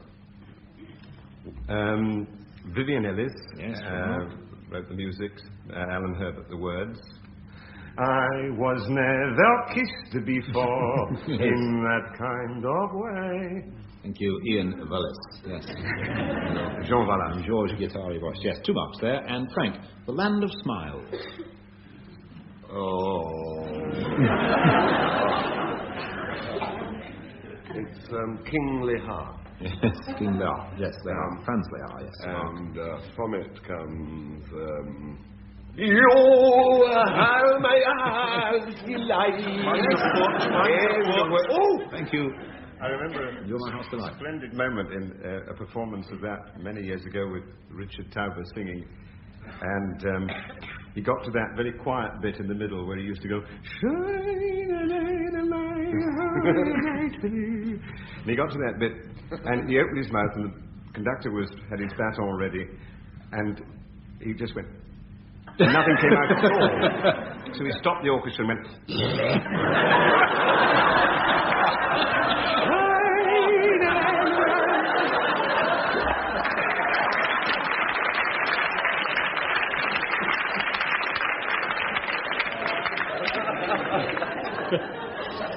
That has suddenly become my favourite story. Thank you very much for that. Incidentally, you've got 2 marks for your answer anyway. Or rather, Frank did. Questions based on the words of songs. For example, question, who told me to follow the Pantechnicon? Answer, audience? My old man said follow the van. You've got the idea. Was David. that my question? No.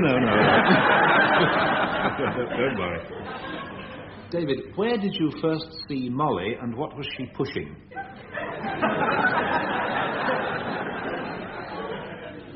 I saw Molly in the rain and she was pushing up her brolly. Really? What song is that? It's one of the things I happened to sing when I was a boy. You're stalling, are you not? Frank comes to the aid of. Yes, it's of course I saw her in Dublin's Fair City. Yes. And what was she pushing at the time? She was pushing a all right, I know. pushing a barrow full of cockles and mussels alive. Yes, she wheeled her wheelbarrow through streets broad and narrow. You've got your 2 marks there between you. Dennis, whose parents take them home at 6 p.m. and why? Oh, please, audience. Oh, yes. At 6 o'clock, their mummies and daddies will take them home. Yes, because they're tired little teddy bears. Yes, that's right. The teddy bears are taken home at 6 because they're tired little teddy bears for 2 marks. Ian, you must go down to the what again, to the whatly what and the what. And what is the wind like? Which would you like to know first? Well, let's have what the wind is like. A whetted knife. Thank you. Now, you must go down to the seas again, for the call of the running tide is a clear call. Oh, he's off. And a something call which cannot be denied. He's away. And the blown spume and the flung spray. All the way round. Flung spray and the blown spume. Well, you'll always fool them anyway. Looking towards the Is that all you want? That's more than I want, actually, yes. There's a plethora of answers there. 2 marks, yes. Frank... You're looking at me so inquiringly. Frank, frozen fingers on your rear.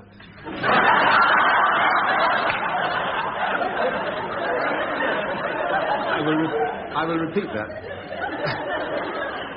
Frozen fingers on your rear make you realise that something elderly and dark is at you again. What?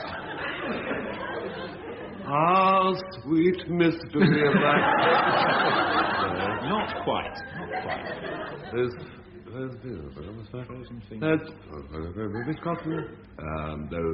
frozen fingers. Something elderly. Let's flame out of witchcraft when your eyes meet mine. I'm finished yet. The same old yearning that I feel inside. Yes, I didn't ask for the whole lyrics. Just what is it, elderly and dark, that's at you again? Old black magic. Thank you very much for your 2 marks. I've noticed a certain tendency on the part of our contestants to confuse that round with the coming round, which is the one in which you sing the entire lyrics of the song. Well, that's starting now. Graham Dalley plays popular tunes on various instruments, and we ask you to earn up to 3 marks by continuing the tune and the words. But don't go back to the beginning, please, as you have been doing in recent weeks. Carry on where he leaves off. We begin with David.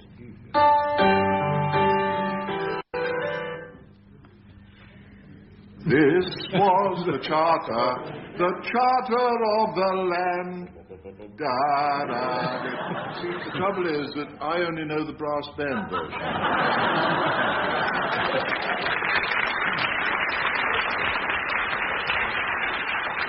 Now 3 marks there, I think. Well, a song from Dennis.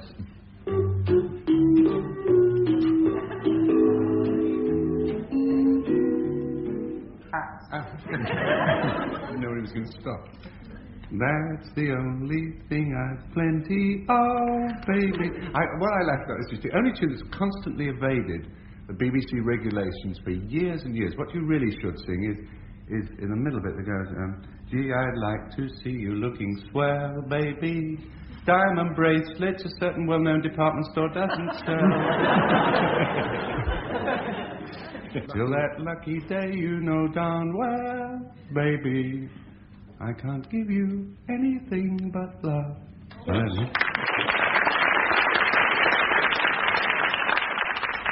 3 marks. You didn't know I couldn't sing, did you? Did, actually. Ian Wallace's turn.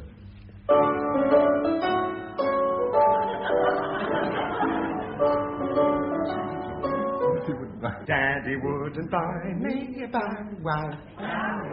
Daddy wouldn't buy me a bow wow. I got a little cat and I'm very fond of that, but I'd rather have a bow wow wow. Thank you. 1 mark to you, Ian. 2 to the audience. It's all right, because 2 to the audience plus 1 for you makes 3. Frank's turn.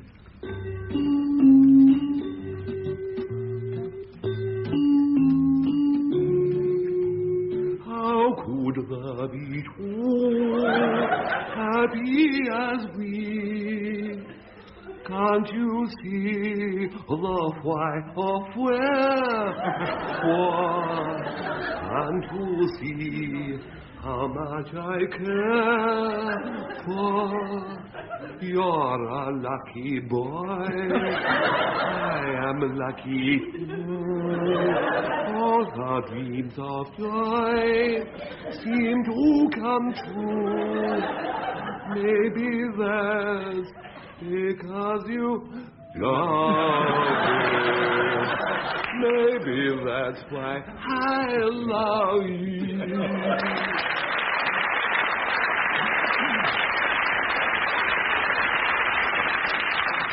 And there we end, I'm afraid, this week's My Music, with a win by 2.5 marks for David Franklin and Frank Muir.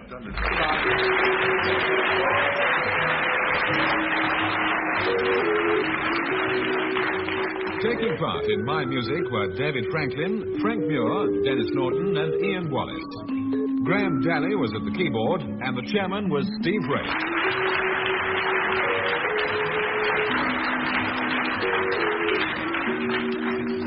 The questions were compiled by Edward J. Mason and the programme was produced in London by Tony Schreier.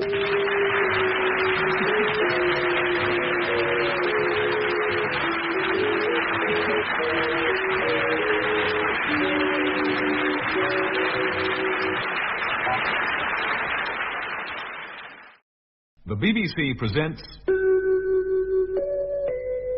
My Music, a musical panel game devised by Edward J. Mason and Tony Schreier. And here's Steve Race to introduce the team.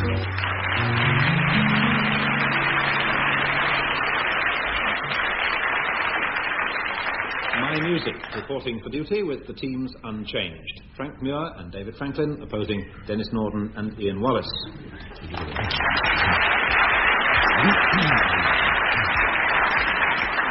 As usual with our opening round, 1 mark for the name of the piece, another mark for the composer. First question to David Franklin.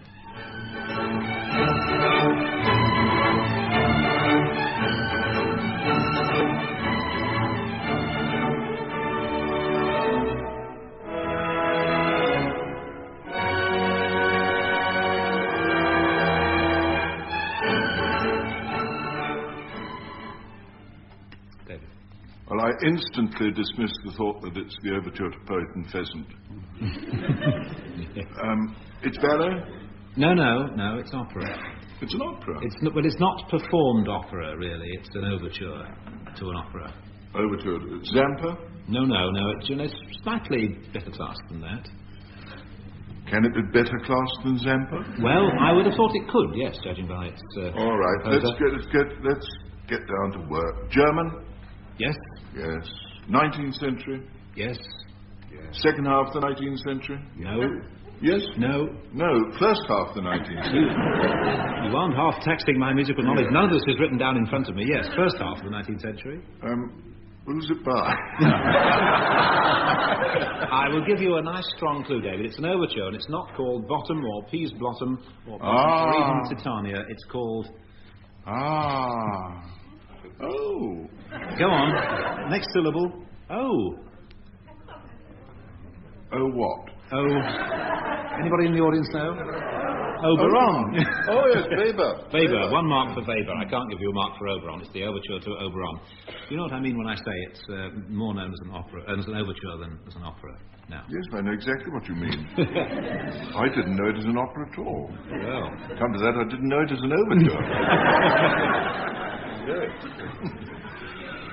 Well, here's the next piece of music for Denis Norden.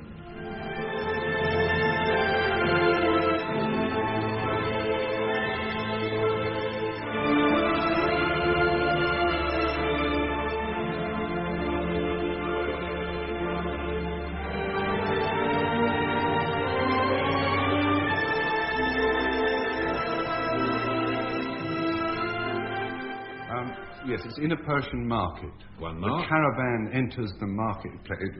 It has on the music. I know that because I used to write organ solos. Spare me the synopsis. In a Persian Market by Albert Catelby. When Catelby's feeling bright, he will write something light. Fancy pieces, melodies, gay, making your feet tap to their beat. I know where you got this from. You used to draw the slides for the organist in cinemas, didn't you? That was one of your early masterpieces. That was yes, masterpiece of last year. 2 marks there. Ian Wallace, everybody knows this tune, but are you one of the few who know what it's called?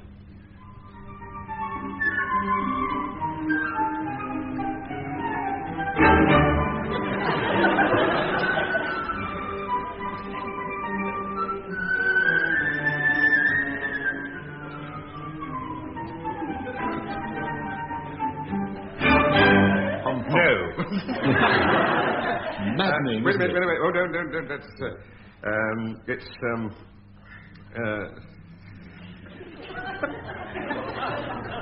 a dance. With a lot of falling down. Really, it isn't. It isn't. Well, it's certainly not called a dance. It's not called a dance, but it is a dance. It comes between things. The Jewels of the Madonna. Yes, that's the work it comes from. I'm going to give you a mark for that. It's the intermezzo from Act 3 of Jewels of the Madonna by... Ah, no, that's a more difficult one. Is that French? Oh, goodness, I don't know. I mean, composer. I know you mean composer, and I don't know. No, I wouldn't think so. No, you wouldn't think so? It's not, no, not French. German. Yes, perhaps. You're taxing my knowledge beyond its uttermost. I've just got a name down here with a hyphen in the middle of it. Well, it's not Rimsky-Korsakov. No, it's a very good guess, though. No, I think you don't know. No, I don't think I do. Wolf Ferrari. Oh, yes. I do know, but I didn't know at the right moment. It's 1 mark. Yeah. Frank Muir, what's this and who by? I don't know.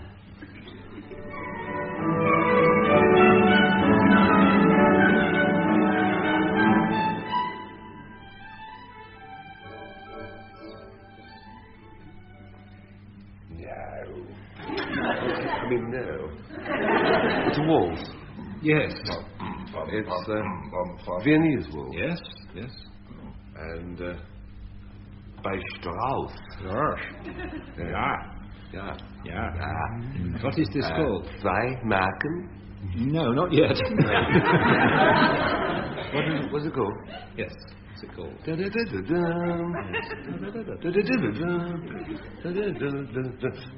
Speak up, colleague. Yes, it's the Blue Danube. The Blue Danube, for your remark, yes. I only got the high ground there. I hadn't got to the slow. General musical knowledge. For 2 marks, David. What do you know about Wozzeck?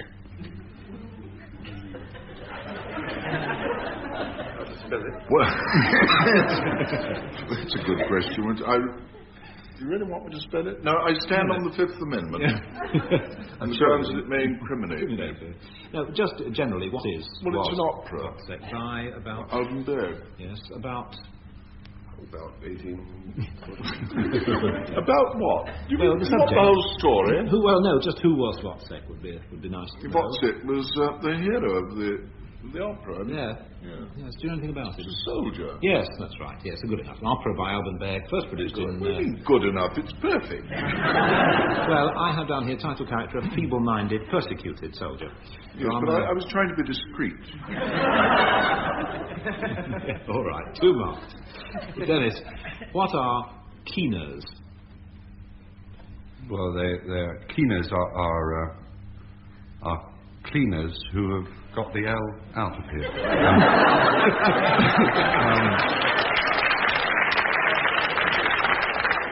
Are they people who keen? Yes. Well, keening is a kind of high ululation of much indulged in by the Irish, either in drink or at funerals. Yes. Keeners, quite right. Keeners are professional lamenters in Ireland. They keen, hence keening, the act of wailing a lamentation. 2 marks. Ian, what opened in 1876 with a cycle? Wagner's Ring. I was sure you were going to say the 6-day bicycle race.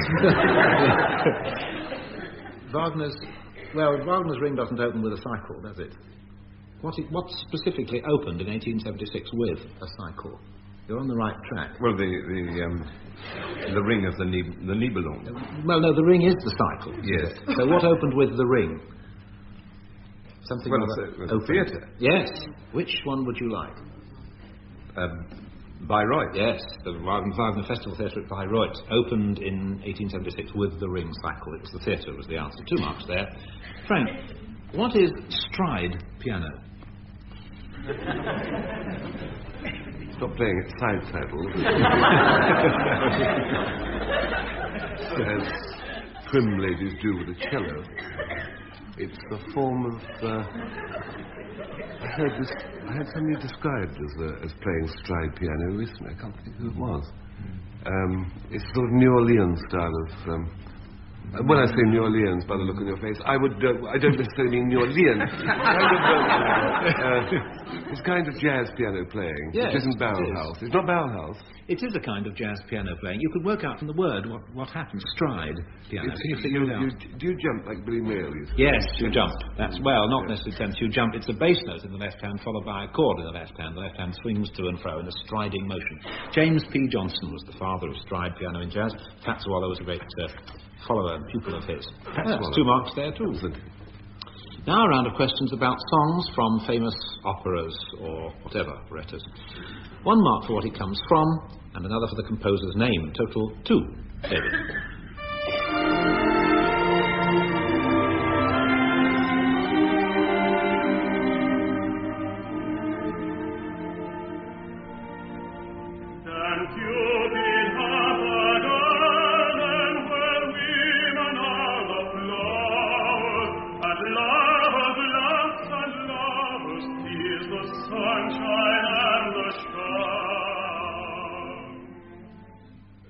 Describe this as a song from an opera? I said opera or operetta. Oh, I beg your pardon.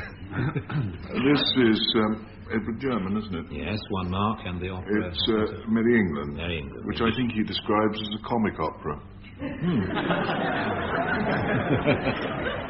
Depends how merry, yes. 2 marks there. Dennis.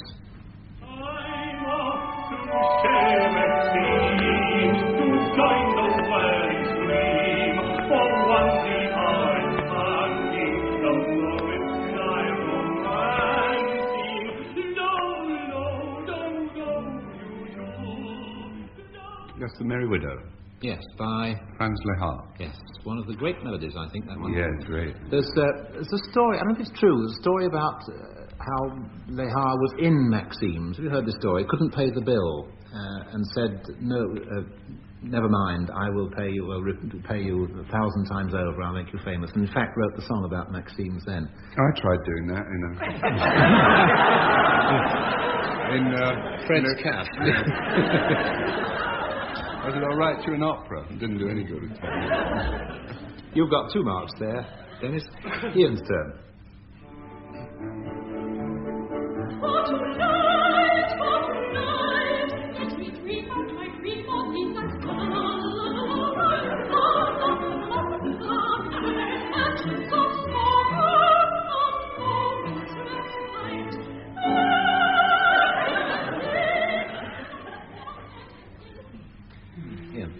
That is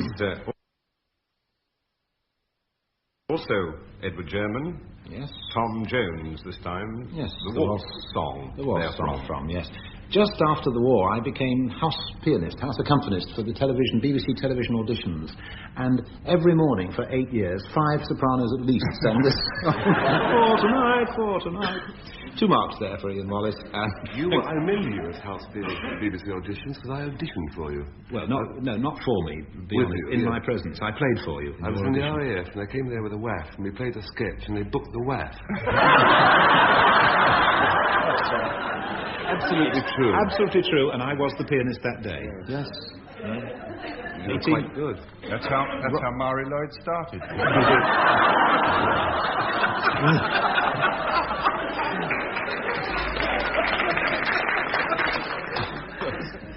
When I said the war, I did mean the second one. Where are we? Oh, yes. It's now, Frank, it's now your turn. I remember that night.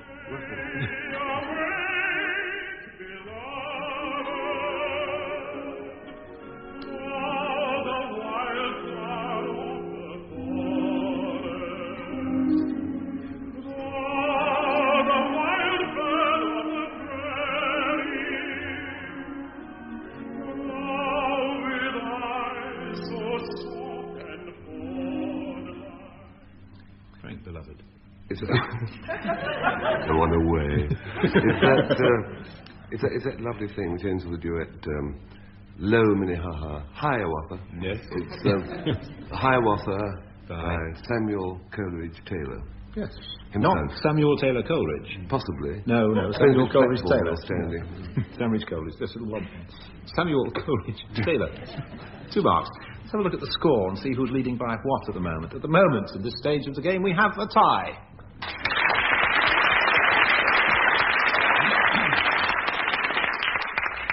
Some questions about songs based on their words of songs. David. She took size 9 shoes. In which year did her father emigrate to the Canyon area? 1849, yes. Her name was Clementine. Her father was a gold miner. Yes. And wore herring boxes without topses. Dwelt a miner 49er. Yes, 1849. Thank you for 2 marks. Dennis, you're selfish in that country districts can become isolated, travel dislocated, people stranded, all just to cater to your picturesque demands. What is it you dream of? Let the storm clouds chase everyone from the place. Come on with the rain, I've a smile on my face. I don't think that fits in with travel being dislocated and country districts isolated. We had a very simple dream in mind when we thought you Snow. might... Yes? Snow is snowing the wind. No, I'm dreaming of a white Christmas. Yes, thank you very much.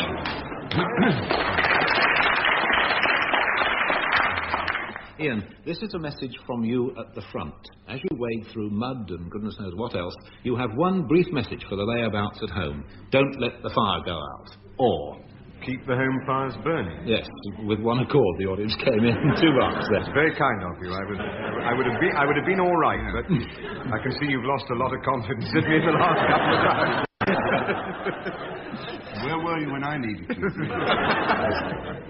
Frank, you point out that this affair between yourself and the lady wasn't your idea. You were coerced. In other words... You made me love you. I don't want to do it. That's right, for 2 marks. Yes.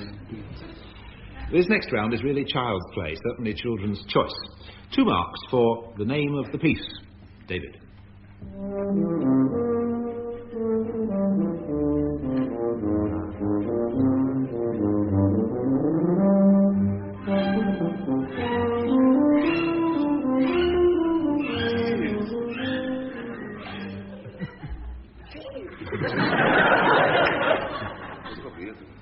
Well, David, yours is the question, so let's have your answer.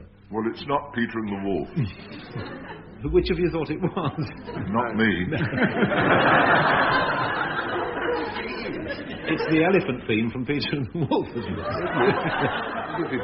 No. Is it... I thought it was Peter. Yeah, it's more alliterative than that. It's more alliterative than that. Oh. Well, you couldn't be less alliterative. Is it Poulenc? No. Not so high. Nothing so high flown as What? You see, there's Poulenc wrote a piece called Baba the Elephant. No, it's not. No. All right. Let's have another. Something to do with elephants, is it? No. Well, who brought elephants in? You're deliberately misleading me by parading elephants over the place. Yes. You sort of call them forth. Elephants are a horse of another colour, and I apologise. A horse? No. No, that horse and the elephant was a red herring. It's some sort of a fish. I am going to ask the audience to tell us what that tune was called. No, don't tell him, tell me, and then I get marks for it. Tubby the Tuba, yes. Tubby the Tuba. I really can't give you your 2 marks, I'm afraid. Tubby the Tuba was the theme, hence my words about being alliterative. Dennis, another children's favourite for you. 'Twas in the year of 89, on that old Great Western Line, when the winter wind was blowing shrill. The rails were froze, the wheels were cold, and then the air brakes wouldn't hold, as number 9 came roaring down the hill. Sing it. I don't know, it's not one of what? Yes. Well, he's on the other. You're on the other side, Frank. Well, you say, and I'll do yours. Oh, down the track, and it blew. Is that the one? Yes, the one. Runaway train came down. The runaway train. Yes, 2 marks. Ian, it's your turn. You'll be delighted to know. I'm not a bat or a cat or a rat. I'm not a gnu or a kangaroo. I'm not a goose or a moose on the loose. Ian, what are you? I'm a mole in a hole. Mole in a hole, said Dennis. I'm a... Yes. My mole in a hole. Mole in the hole is what you are. 2 marks. Frank, here's one for you. Wasn't it fun in the bath tonight?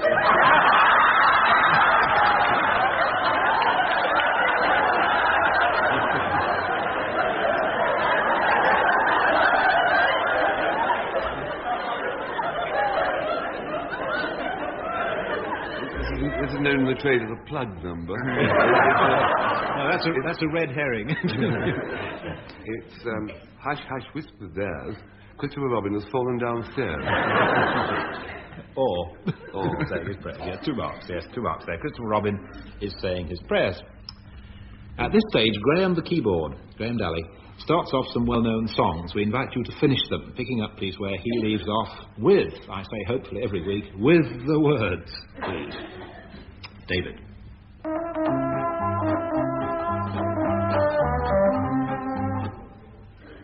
Come on and hear. Come on and hear. This will take a year. I thought I'd get my 3 marks by wearing you out. Alexander's ragtime band. 2, 3.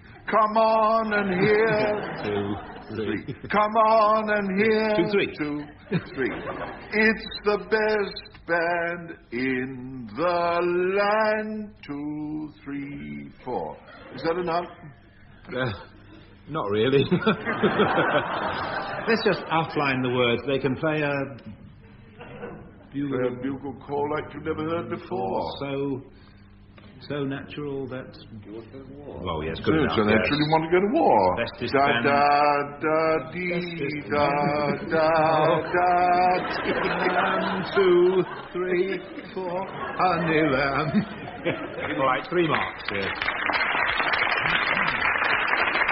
I like David's technique of marking himself as he goes through the song. He always does, yes.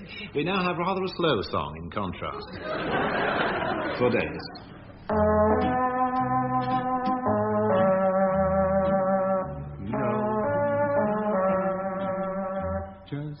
Oh, missed it. I was right on it.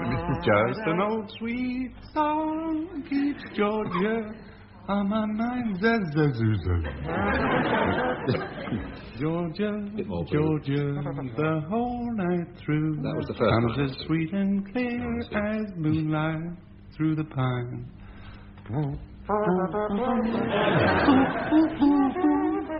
And so on.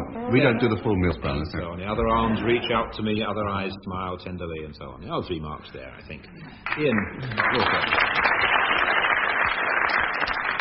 That's the sort of applause that dares you to do an encore. Ian, I want a real performance from you of this one, please.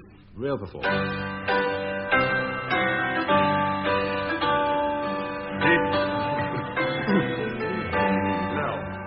Though the way be long, let your heart be strong. Keep right on round the bend. Though you're tired and weary, still journey on till you come to your happy abode. When all your love you've been thinking of will be there at the end of the road. All to bum bum.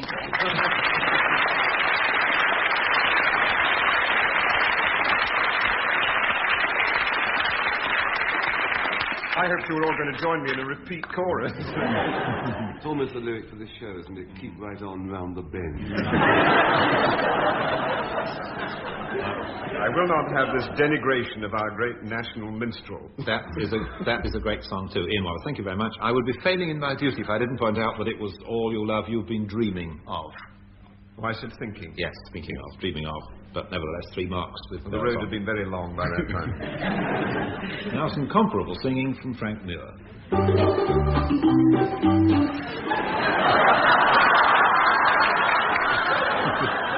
Thank you very much, thank you much, thank you very much, thank you very much for the entry, Iron, thank you very, very, very much. Thank you very much for the... very much, Mr. Do you know any of the other verses? I know. Thank you very much for our gracious team.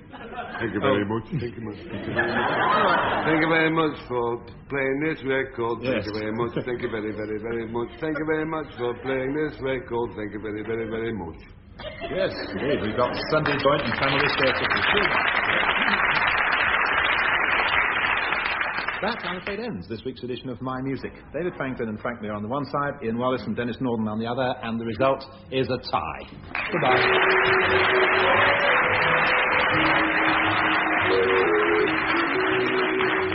Taking part in My Music were David Franklin, Frank Muir, Denis Norden and Ian Wallace. Graham Dalley was at the keyboard, and the chairman was Steve Ray.